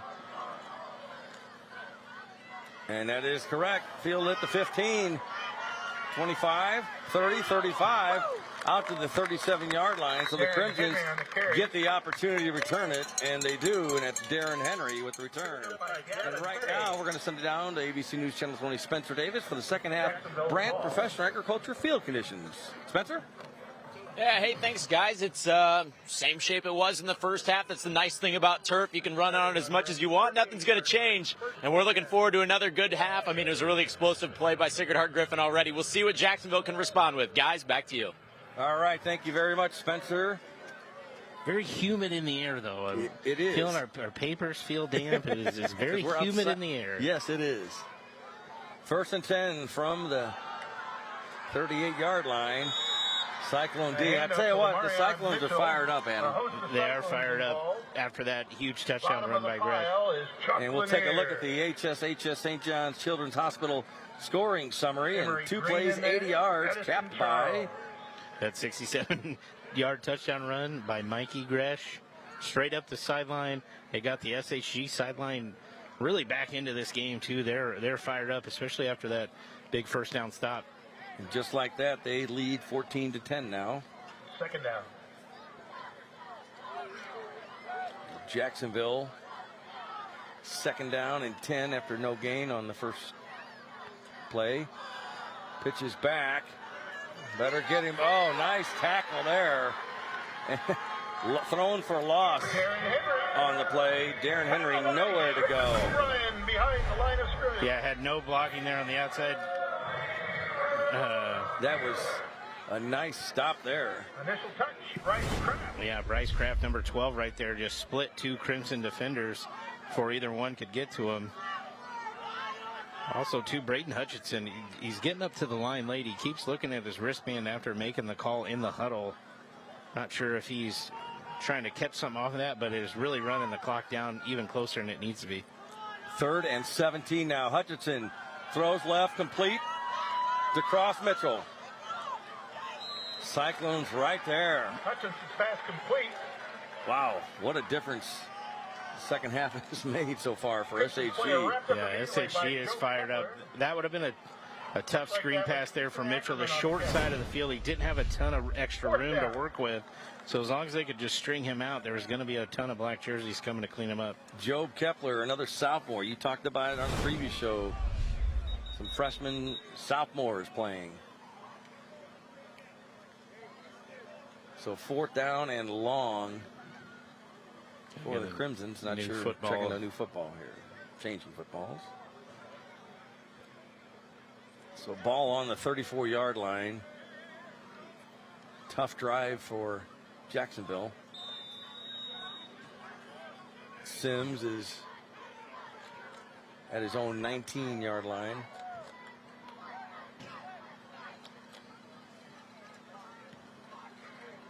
Pretty good punt by Sims. He's going to get a good bounce there, Takes too. a Crimson bounce.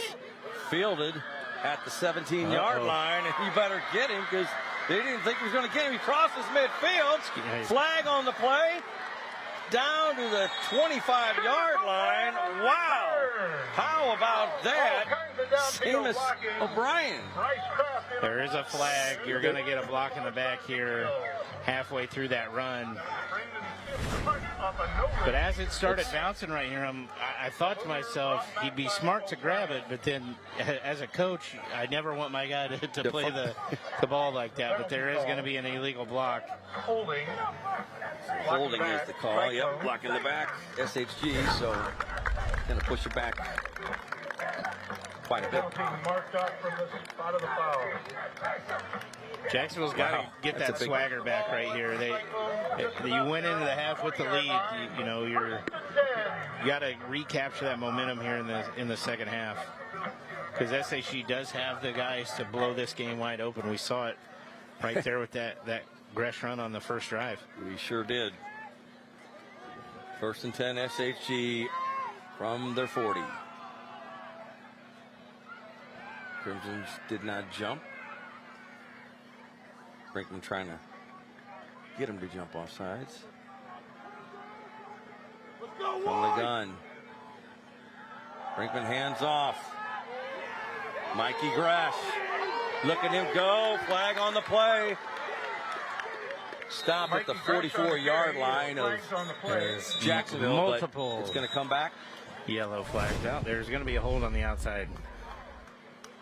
Fans were yelling, and it's going to be right in the corner of your screen, right there. Number 16 for SHG, Chris Link. You just have to let go. You engaged fine. So that'll push the Cyclones Repeat first down. back. 10-yard mark off. The 1st and 20 for SHG now from their own 30-yard line. Link did a good job blocking, but as that defender starts to disengage from you, you have to let that outside hand go. That'll get called every time. I think there were a lot of Crimson officials here right in front of him, too. That made sure that the officiating crew saw it as well. Come on, White! 1st and 20 now.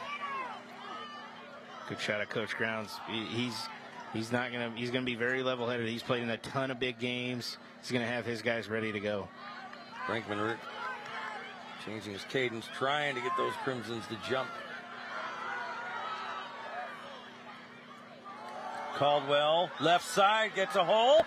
Look at him. He's gone. Good field. Got one person to beat. Cuts back. Caldwell's gonna go all the way. And that's a 68-yard touchdown run for SHG, and that's an Abraham Lincoln Capital Airport touchdown. Great job by the SHG Cyclones up front. Coach Grounds talked about at halftime that they had done a few things that really confused this sophomore quarterback. What I think Coach Allison and his Cyclones made the adjustment at halftime to kind of call a dummy snap, readjust, maybe run the same play, maybe just flip it to the other side of the field. Twice now they've done that. Twice now they've scored touchdowns. Cyclones will try to make it 21-10 after the extra point. Davis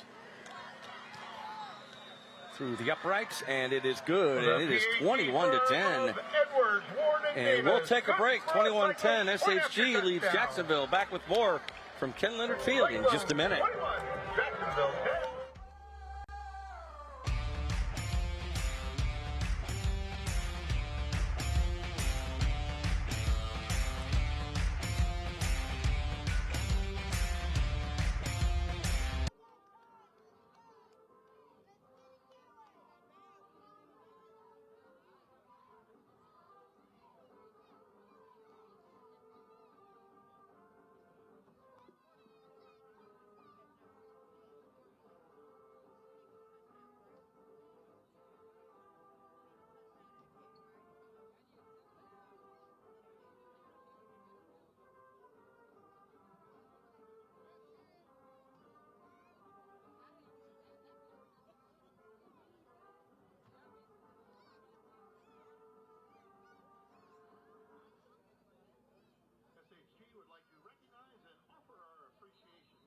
St. John's Athletic Care and Springfield Clinic Orthopedics for providing our in-game medical coverage again this year. Welcome back to CEFCU Friday Night Rivals, presented by Bob Riding's Family of Dealerships.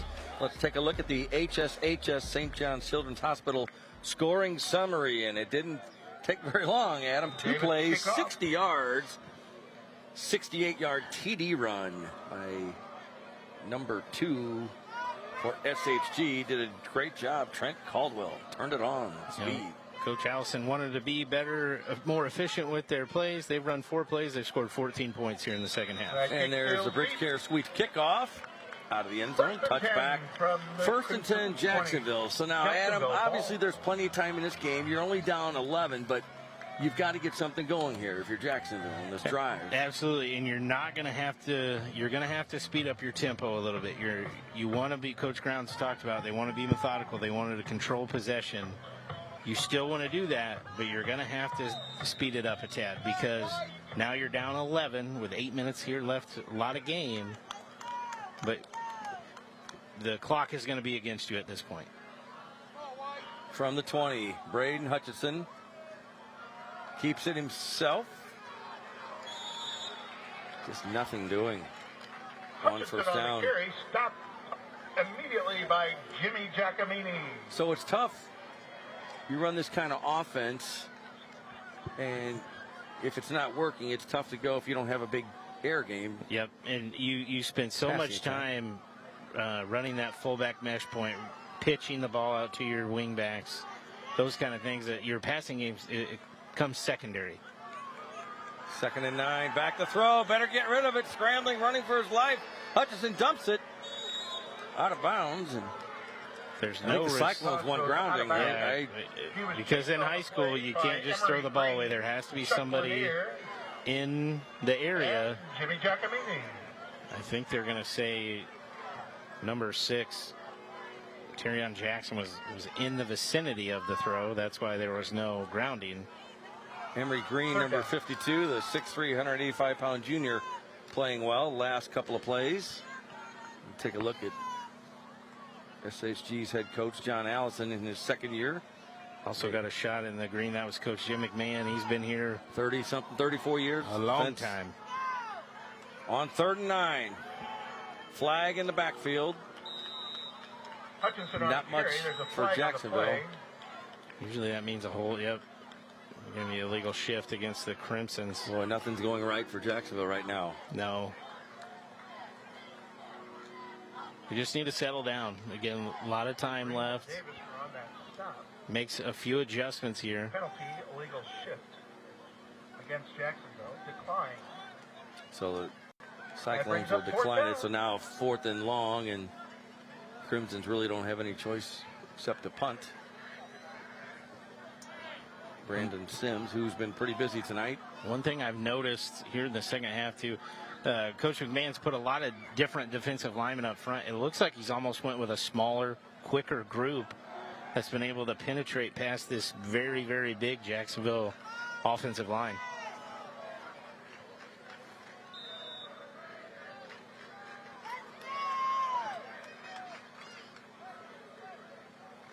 High snap. Better get it away. Fake. Thought he was going to fake it. Gets the punt away. Look out. Hits the Crimson and down to midfield. Flag on the play. Pierce punt down at the 49. So there is a flag. Touched by Jackson. Or the flag came in on the far sideline. I'm not sure if it's the side. Sims did a great job to get that punt away. Here's the replay. And just his composure right here. Yes. Still a pretty doggone good punt. Let's see what the call is. They're discussing it. Ball is close to midfield. Penalty.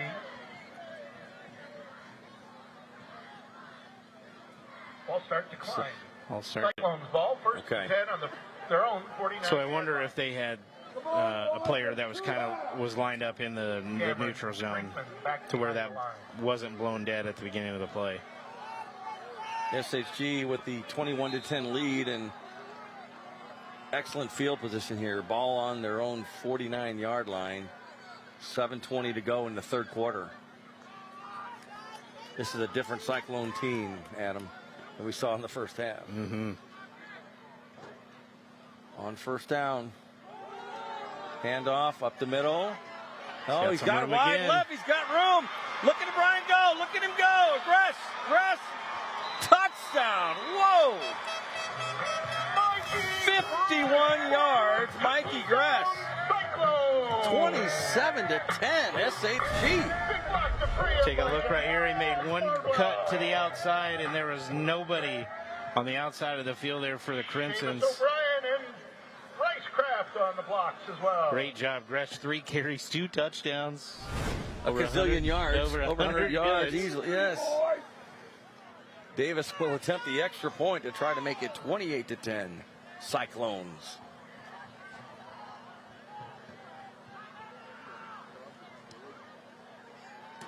And that's what Davis does, but there's a flag on the play. Kick was good. It's going to be too many men on the field for the Crimson, so this will get declined and kickoff. Yeah. So 28-10, the extra point is good. And boy, you can just see the Crimsons, they're down. Yeah. Too many men on the field. And Educator Spotlight sponsored by Illinois Retired Teachers Association. This week, we highlight Brent Judd. Since joining SHG in 1998, Brent has been a dedicated staff member, helping students excel academically, particularly in AP scores. As a Scholastic Bowl moderator and a true team player, he embodies the core values of SHG. Congratulations, Brent Judd. You're the Illinois Retired Teachers Association Educator Spotlight this week. And 28-10 here in the third quarter, 7:08 to go. And boy, if you saw the score at halftime, you'd say, wow, what happened in the last, not quite 5 minutes? Boy, a lot's happened. A lot's happened, and it's not just SHG looks like a different team. Jacksonville does as well. They didn't come out flat. SHG came out and rightfully hit them right in the mouth, and they have not responded here. Jacksonville has to just get it together, calm down, and really figure out how to get back into this football game. All right. 28-10, and there's a Bridge Care Suites kickoff. No chance to return that. Into the end zone. So Jacksonville ball, 1st and 10 from their own 20-yard line. Let's go down to Spencer Davis, and he has a sideline report, which is brought to you by Gruning Health and Wealth Sideline Report. That's what it is. Yeah, thanks, guys. You know, we talked about efficiency at halftime with Coach Allison, and I think you guys have done the play counter. It's been 5 plays from scrimmage, 3 touchdowns for Sacred Heart Griffin. You really couldn't ask for a better start coming out. We'll see what Jacksonville has to do to respond, but they're going to have to pick up the tempo. Guys, back up to you. That's exactly right, Spencer. Great insight. And on first down, the Crimsons keep it on the ground, get out to about the 24-yard line, and carry that time. Mitchell, cross Mitchell, and Adam, not only do the Crimson need points, they need to get a sustained drive to get their defense rest. Although, as Spencer said, only 5 plays. The Crimson defense wasn't out there very long. No, not at all. But whatever adjustments the Cyclones made at halftime, it's really worked. 2nd and 6 now for Hutchison. Empty backfield. Keeps it himself. Maybe a yard and a half. Braden Hutchinson again. Tough sledding. Emery Green. Let's take a look at the HSHS St. John's Children's Hospital scoring summary. Not too many plays, Adam. No, 1 play, 51 yards. Mikey Gresh has been the difference maker here in the second half. Incredible. 6 minutes left in the third quarter. 28-10. Jacksonville Crimsons led 10-7 at halftime. On 3rd and short, trying to break away, just nothing for Lamarion Williams. Lamarion Williams snowed under.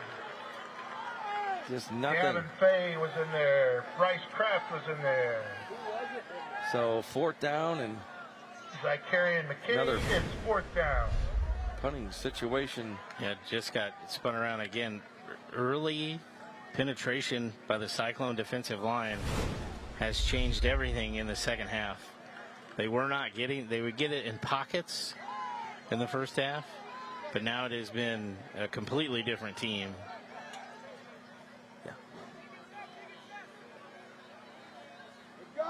5:09 here. 4th and 5. And they are just completely discombobulated here, melting down. Another flag. I don't know if the timeout got called before the flag or not. Yeah.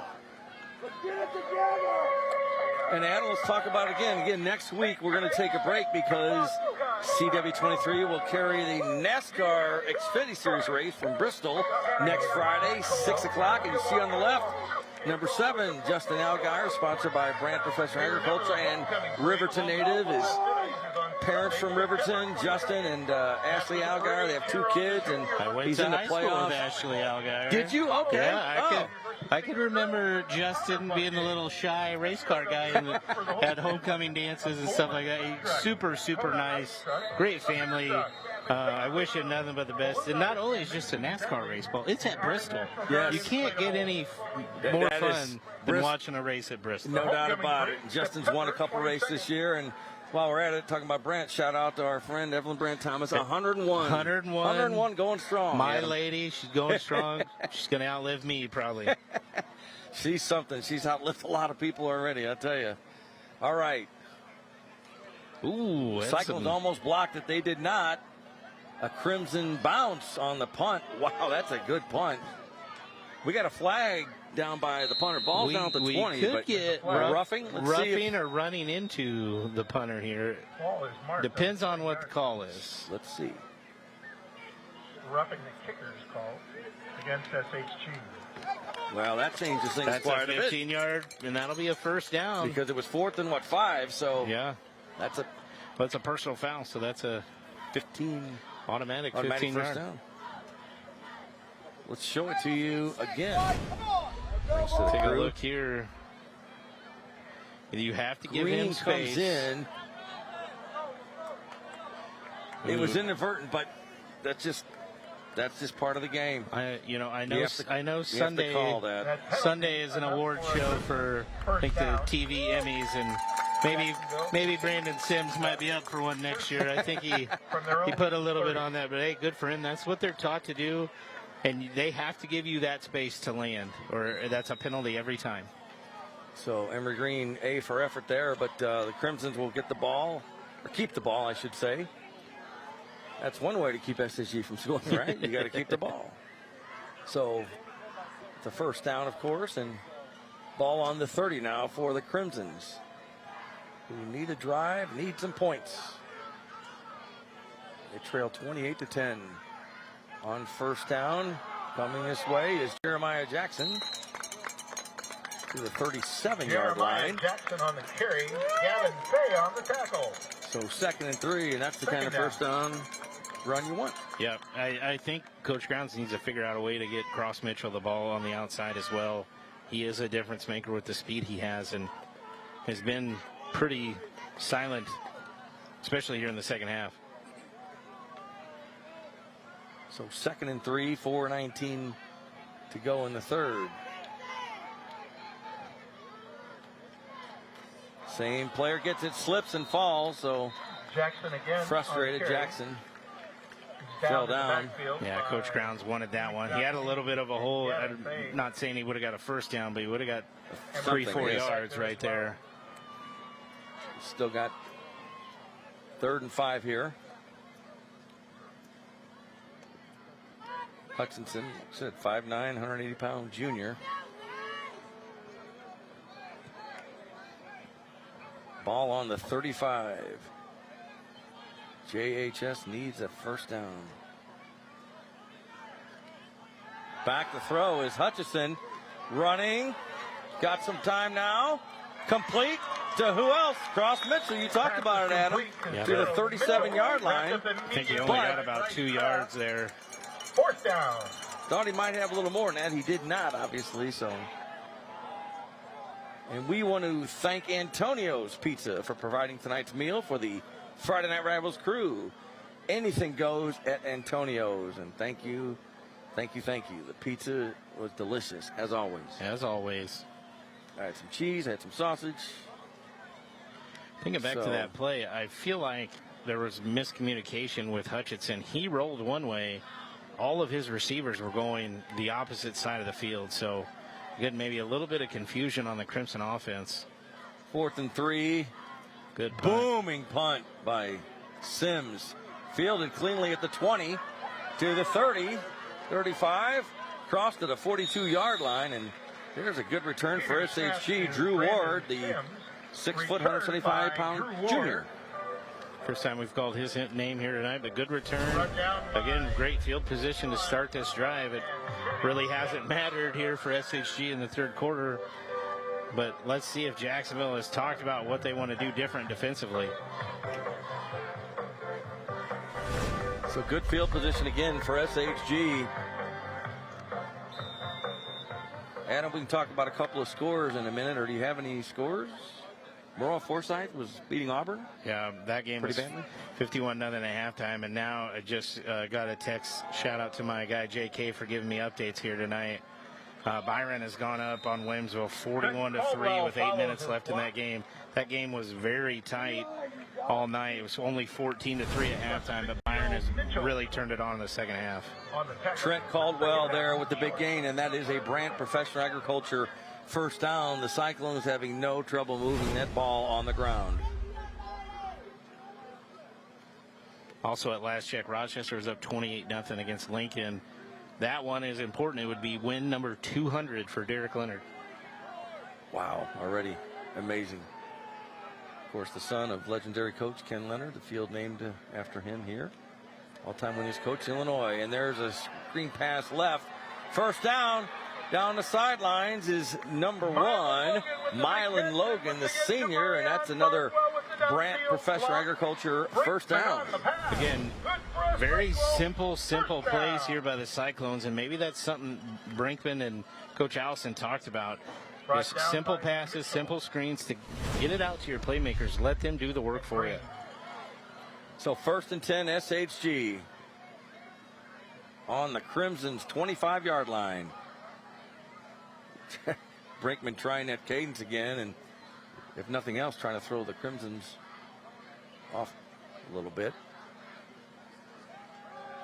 There's the handoff. Crimsons stopped at that time, a gain of a couple. Caldwell fouls the right side of the line. Mark Sean Logan and Daniel Hallam. Caldwell with the carry. So inside of a minute in the third quarter. Yeah, big Ryan McCombs on the stop there. They do have, Jacksonville does have a few guys up front that are pulling both ways. So they might be a little worn out. It's been a hard-fought third quarter. Cyclones in no hurry on 2nd and 8. Brinkman keeps himself, goes left, has a hole, spins off a tackle. Finally brought down, but not before he's inside the 15. And they are inside. The Cyclones are inside the Roller Brothers construction zone, red zone. And that's a Brant Professional Agriculture first down. Just a fake pitch, falls his pulling lineman right up the field. And great job by Brinkman. Cyclones are going to end this third quarter, and they're going to be pretty happy with how it went. Can't get a whole lot better, right? They played 21 unanswered points here in the third quarter. Unbelievable. What a change, turn of events here. And time will run out here in the third. So after 3 quarters, it's 28-10 SHG over the visiting Jacksonville Crimsons. We'll take a break. Back with more CEFCU Friday Night Rivals from Ken Leonard Field in just a minute.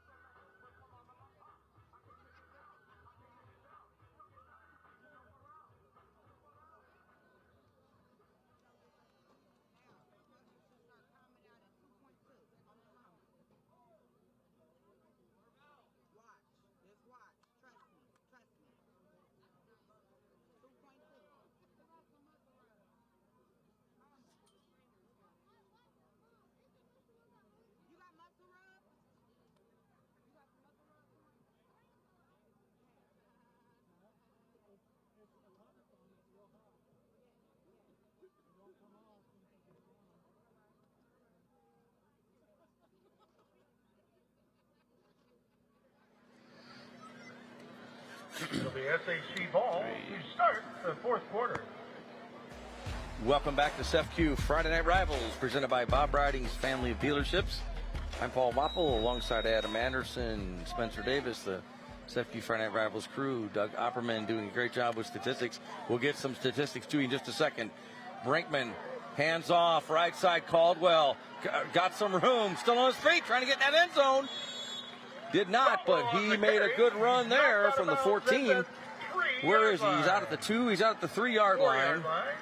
Let's see where they mark it, and that is going to be still good for a first down. First down. To Woods Basement Systems. First down. Great run there by Caldwell. With that run, he has gone over 100 yards here this evening. Mikey Gresh already over 100 yards. In the third quarter alone, SHG had 6 rushes for 206 yards. That was more than they had total in the first half. Oh, my gosh. On first and goal, Caldwell into the end zone just like that. The Cyclones are efficient, they're effective, they're tough, and they score again. That's an Abraham Lincoln Capital Airport touchdown for SHG. Great job again on this drive by SHG. You know, I talked earlier that with the score, Jacksonville might open some eyes with where a halftime score was. I think on this final score, some eyes are going to definitely be open. I think the Cyclones have found what works for them, and the rest of the Central State 8 better be on the lookout. Tom Davis will attempt the extra point, and it's a good kick and everything, but let's see, there was a whistle before the play. Offsides, Jacksonville. So they'll move it half the distance, will they not?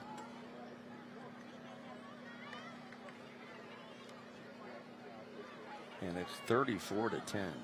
It's my good friend Luke Combs will say, when it rains it pours, and it's not in a good fashion here for Jacksonville. Yes. Replay the try. So Davis will try once again to make the extra point.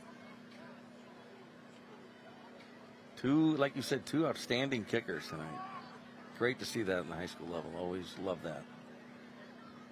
Davis's attempt again, and it is up and good. So 35-10. We'll take a quick break. You're watching CEFCU Friday Night Rivals. Back with more from Ken Leonard Field in just a minute.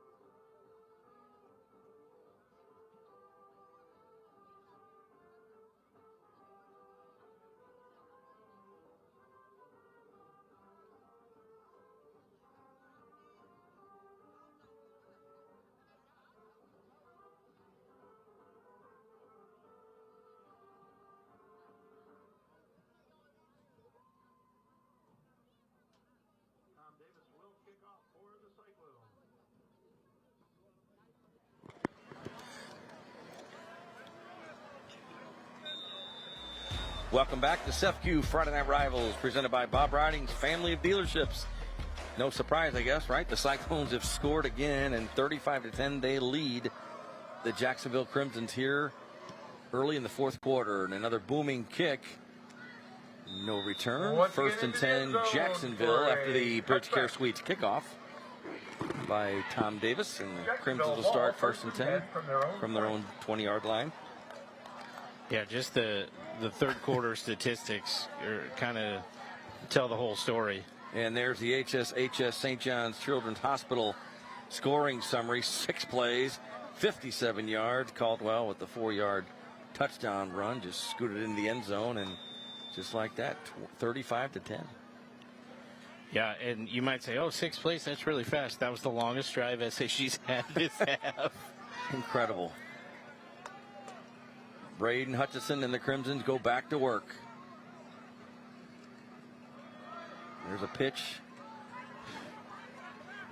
Jackson goes out of bounds, ran a lot, didn't get a whole lot.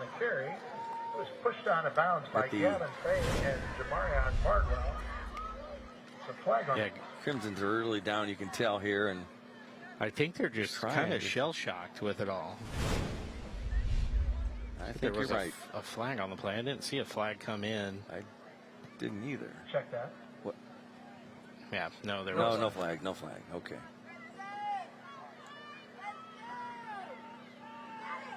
Hutchison from the 25.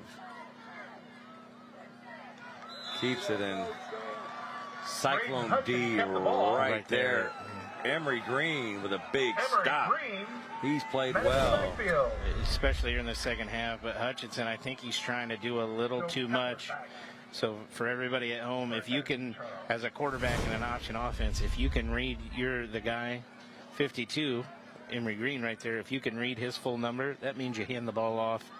I think Hutchinson's in a spot now where he's going to try to do a little too much. He's got to go back to basics, do what you're taught every day, what Coach Grounds goes over probably all summer as well. 3rd and 8 for Hutchison. Back to throw. Looking. Got a man little too much. Cross Mitchell. Good idea. Going across past midfield did not work. So 4th and 8. Another punt situation for the Crimsons. 3 and out. So 35-10. So Cyclones lead. Here is a score update I just received. Pleasant Plains 21, Athens 20. That game is in the 4th quarter. Oh, so that would be a monumental upset in the Sangamo. And people can tell me Athens is down. I'm still not going to believe them. That's a great program. Plains looking for both teams looking for their first win on the year, but a huge game. I believe that one's over in Plains. Wow. Good punt, Crimson bounce. Cyclones thought about trying to return. They let it go, and This time there is a ball flag. is down at the 27-yard line. There is a flag on the play. Jamarion Bardwell, number 6, thought about returning. Did not pick up the ball. Let's see what the flag is all about.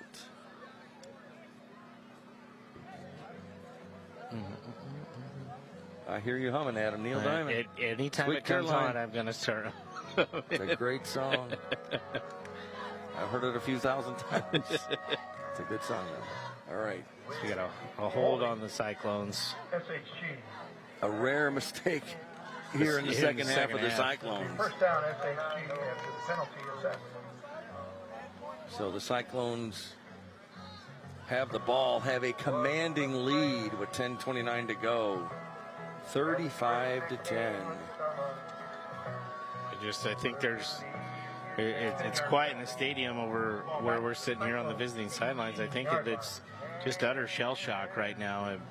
What could go wrong went wrong in the 3rd quarter there for Jacksonville. They just have not been able to recover.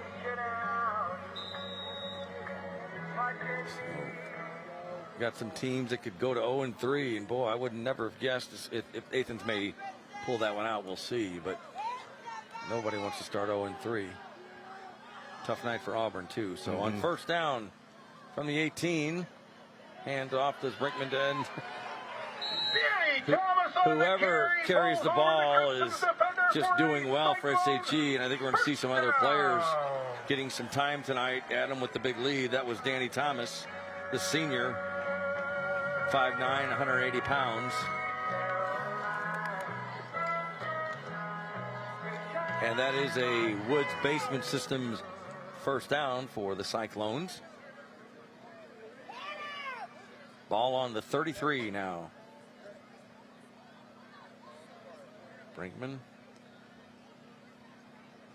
looks to the sidelines. SHG in no hurry. There's Thomas again, trying to find a hole. Barrels his way to the 39-yard line. That was a good run for 6 yards for Thomas. Yeah, great job up front. This SHG offensive line has gotten better as this game has gone on. I thought maybe because of the size of Jacksonville, they might wear them down, but they've done a great job, especially, the 3rd quarter. They really established their dominance over Jacksonville. Clock running, 9:18, 9:17 left in the 4th. Crimson sideline has been pretty quiet here in the second half. Thomas again, right side, finds some room. Danny Thomas again. It's going to be pretty close to a first down. 42-yard line, close to the 43. Let's see what where they spot the ball. Emmerich Davismeyer in there on the play. So Athens just got an update from our man Jeff Kaufman. Athens has just scored with 3 minutes left in the game to take the lead 26-21. But keep it right here. We'll keep you updates. Yeah, we will. 3rd and 1 now for SHG. Brinkman still trying to throw the Crimsons off. I'm sure they're tired of that, but if it works, it's go for definitely it. Try worked out for them. It's get them out of sync.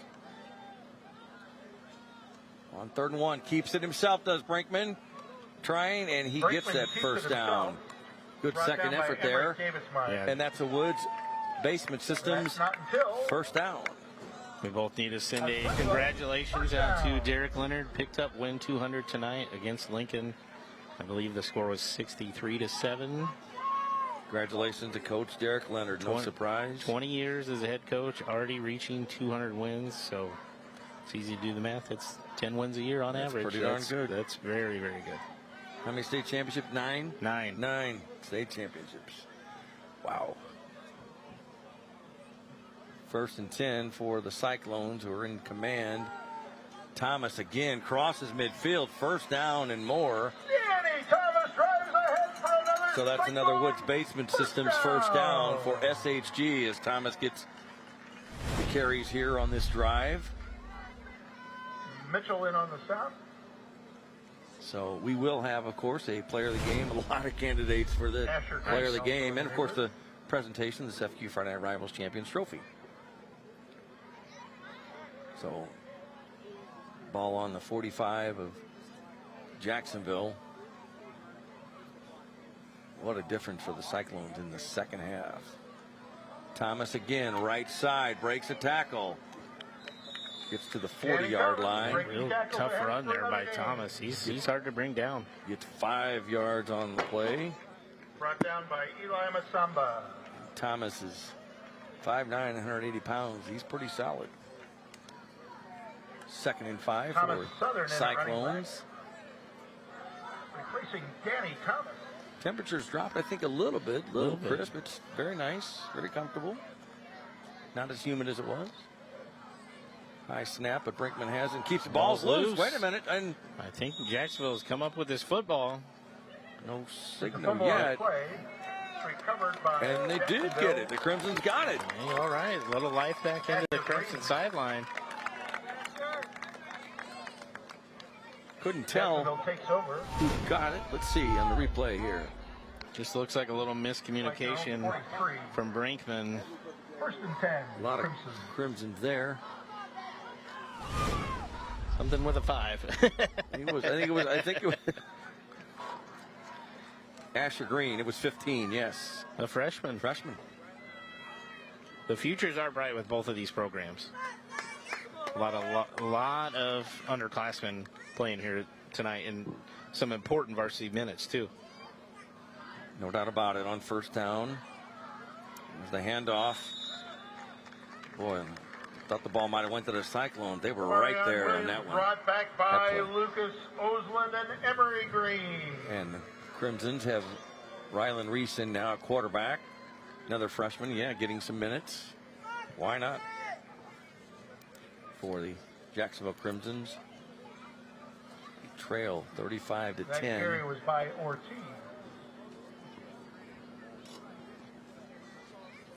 So 5:59 left. 2nd and 10, Jacksonville.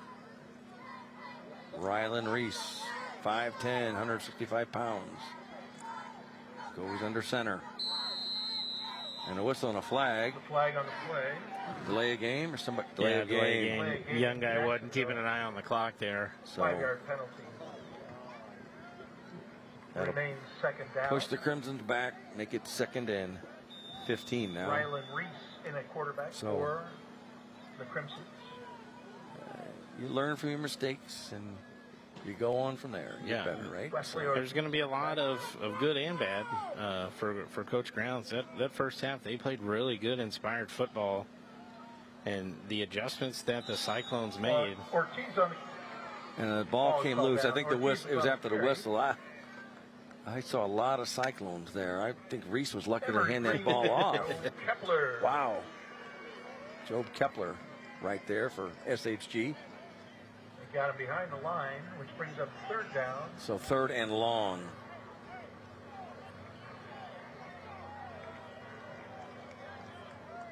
Michael Canny on the defensive line for the Cyclones. 4:53 left in this game. Chris Huggins, the linebacker. Cyclones have some different personnel in now, too, getting some experience on defense. Again, timeout. I thought if a flag came out that Jacksonville was really not going to be happy about that coaching staff, but they call it timeout. So. And Coach Grounds is just asking, what are we doing up there? We'll take a quick timeout ourselves. We'll be back with more CEFCU Friday Night Rivals from Ken Leonard Field in just a minute. Follow the Cyclones as they go on the road next Friday.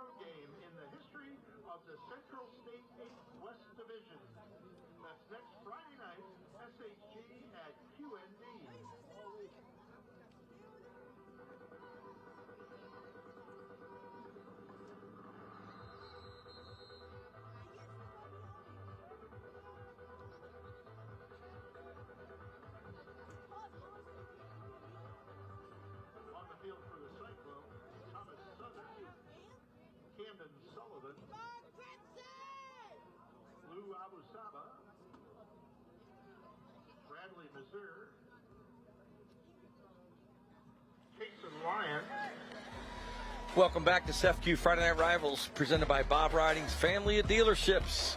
4:39 left in this one. SHG leading Jacksonville 35-10. Crimsons with the ball. 3rd and 15. They pitch back. Cyclones throw them for a loss. It doesn't matter who's got the ball. The Cyclones are there. And to carry that time is Asher Green. Right now we're going to go down and check in. The sideline report with Spencer Davis for the Grunig Health and Wealth sideline report. Spencer? Yeah, guys, it's they always say football's a war of attrition, and it seems like Sacred Heart Griffin has a little bit more stamina in this one. Again, it's a very dejected side here on Jacksonville's sideline, and who can blame them? I mean, 3 touchdowns in 5 plays, that's tough to come back from, but obviously, like you guys have said, a lot of positives Jacksonville can take from this first half especially, but for the time being, Sacred Heart Griffin on the way to a good win. Back up to you. All right, thank you very much, Spencer, and no rush. Wow, what a punt by Sims. Fair catch called for. Fair catch to signal. And boy, it should be might have been a penalty. Yeah, it should be. No call there, but Cyclones hang on to the ball. Huggins with it. So what do we have? 3:47 left. Cyclones from their 34-yard line. Unfortunately for Jacksonville, it's all over but the shouting in this one. But again, we talked on a previous show, Blake Hance, former Jacksonville Crimson, on injured reserve for the Jacksonville Jaguars right now. He's down. Hopefully, talks to our girl Alessandra. Alessandra Pontbrand used to work. Yes, she covers the Jaguars. TV station down there.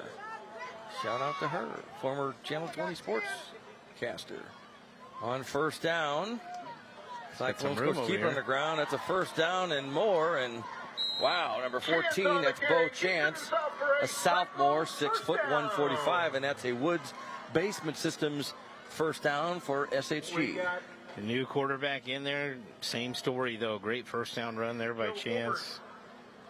Again, he looks 6 foot, only listed at 145, but there's a lot of sophomores on this varsity roster for Sacred Heart Griffin, and we talked about a lot of them are going to play some quality minutes. They actually start a freshman at center, which in varsity football, that's almost unheard of. Chance hands it off to Thomas. Thomas trying to get, and he does, gets across midfield. Danny Thomas carries it over. Good the left second side of effort that there. line.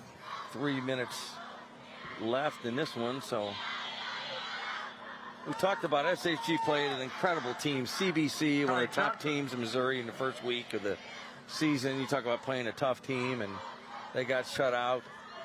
Bounced back with a big win against Muscuda last week and played very well. Obviously here in the second half tonight, they're going to win this one pretty easily, it looks like. I know they'll benefit from playing in that week 1 game, but I think they still had a lot of questions about, who are we as a team? What do we want to be known for? What do we want to try to do? And they worked through those things last week against Muscuda. Now I think they might have found their rhythm. As Cam Brakeman is going to have to stay calm. He grew up here tonight just in some simple passes, easy screens, and you just got to lean into your playmakers. And he's got seems like a dozen guys he could get the ball to. Yes. Who could open the game up real fast. I think having Caldwell in the backfield and then Gresh here tonight, I think he had 3 carries and 2 touchdowns. Thomas with the carry once again, back-to-back plays.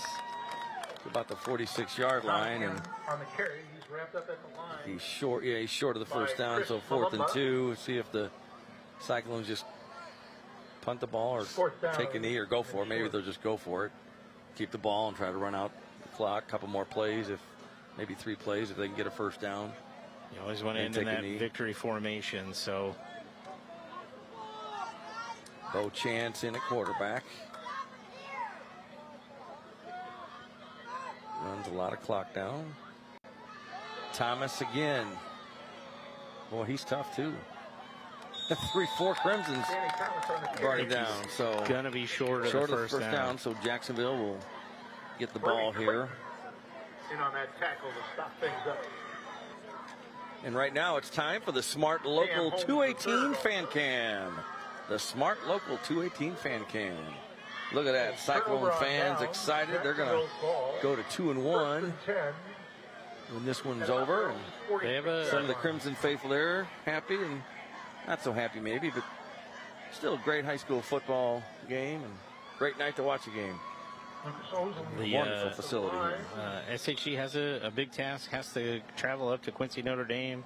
At last check, they did have a lead on Southeast here this evening. That was their first game in the Central State 8, so that'll be a good one to keep an eye on next week. Definitely. So 1st and 10, Jacksonville from their own 46. There's a handoff. Gets to straight ahead for the Crimson. About midfield. Inside a minute now in the ball game. On the carry. Reese in at quarterback. Jason Lyons on the stop for the Cyclones. So, like we said, we'll have the CEFCU Champions Trophy presentation with Spencer Davis after the game, and the Player of the Game presentation award as well. There's a handoff. Just about every player in both teams there. He was hit right away by Chris Huggins. See if the Crimsons try to get another playoff here. Or if they let time run down. They don't have to run a play, so that's going to be the last play. So the players and coaches will line up to shake hands. An explosive second half for Sacred Heart Griffin. Tale of 2 halves here. Coach Grounds was fired up. I thought he had a really good game plan. They really executed in the first half, and then just SHG, whatever adjustments they had, they came up fired up. 35-10, Sacred Heart Griffin over Jacksonville. Cyclones move to 2-1. Jacksonville falls to 2-1. So that's how this one ends. Lot of yards on offense in the second half for SHG. Adam, they just put on Chris. We're going to take a break. We'll be back with the post-game show in just a minute.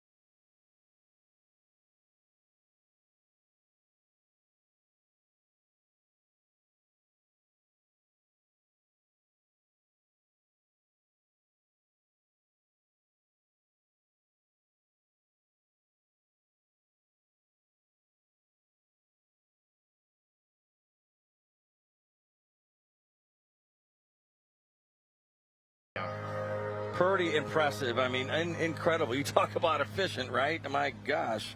And a shout out to the SHG offensive line, but Mikey Gress, the sophomore, is the Orthopedic Center of Illinois player of the game, and Spencer Davis will be catching up with him in just a minute. And you see the highlights. Gress just had a heck of a night for SHG. That was one of the rare times he got tackled, and then it was off to the races again. But two big momentum shifts, and he was the one that really was the catalyst. Right now, we'll go down to Spencer Davis. Spencer?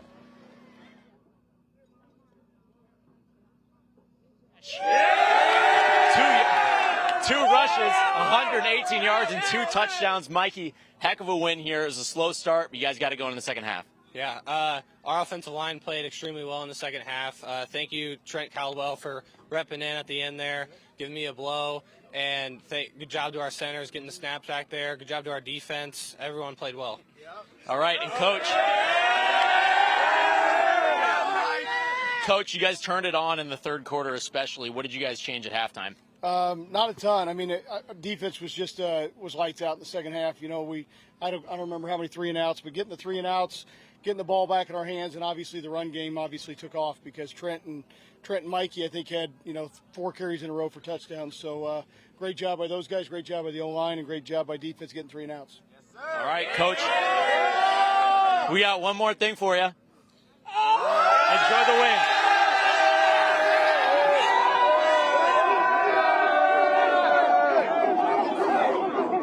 Yo, my brother's still in here. Hey, watch out. Hey, he's still in here. He's still that, man. They get the SHG, gets the CEFCU Friday Night Rivals Champions Trophy, well deserved, 35-10. Adam, I think that's going to do it for us for tonight. This is happening. Incredible second half. Both teams are now 2-1. And I want to let you know next week we're taking a break. But our next CEFCU Friday Night Rivals, presented by Bob Riding's Family Dealerships, will be in week 5. That'll be on Friday, September 27th. We'll be in Springfield as the Springfield High Senators take on the Quincy Notre Dame Raiders. That's 2 weeks from tonight, 2 Friday nights from now, right here on CW23. For Adam Anderson and Spencer Davis, the entire CEFCU Friday Night Rivals crew, I think that'll do it, Adam. Yeah, great night of football. Coach Allison talked about his defense. Only gave up 14 yards in the second half, so 1 first down for Jacksonville. It was a tale of 2 halves here tonight. Pretty incredible. Thanks for watching. Hey, we'll see you in 2 weeks. Thanks for watching. That's all from Ken Leonard's Field in Springfield. Good night.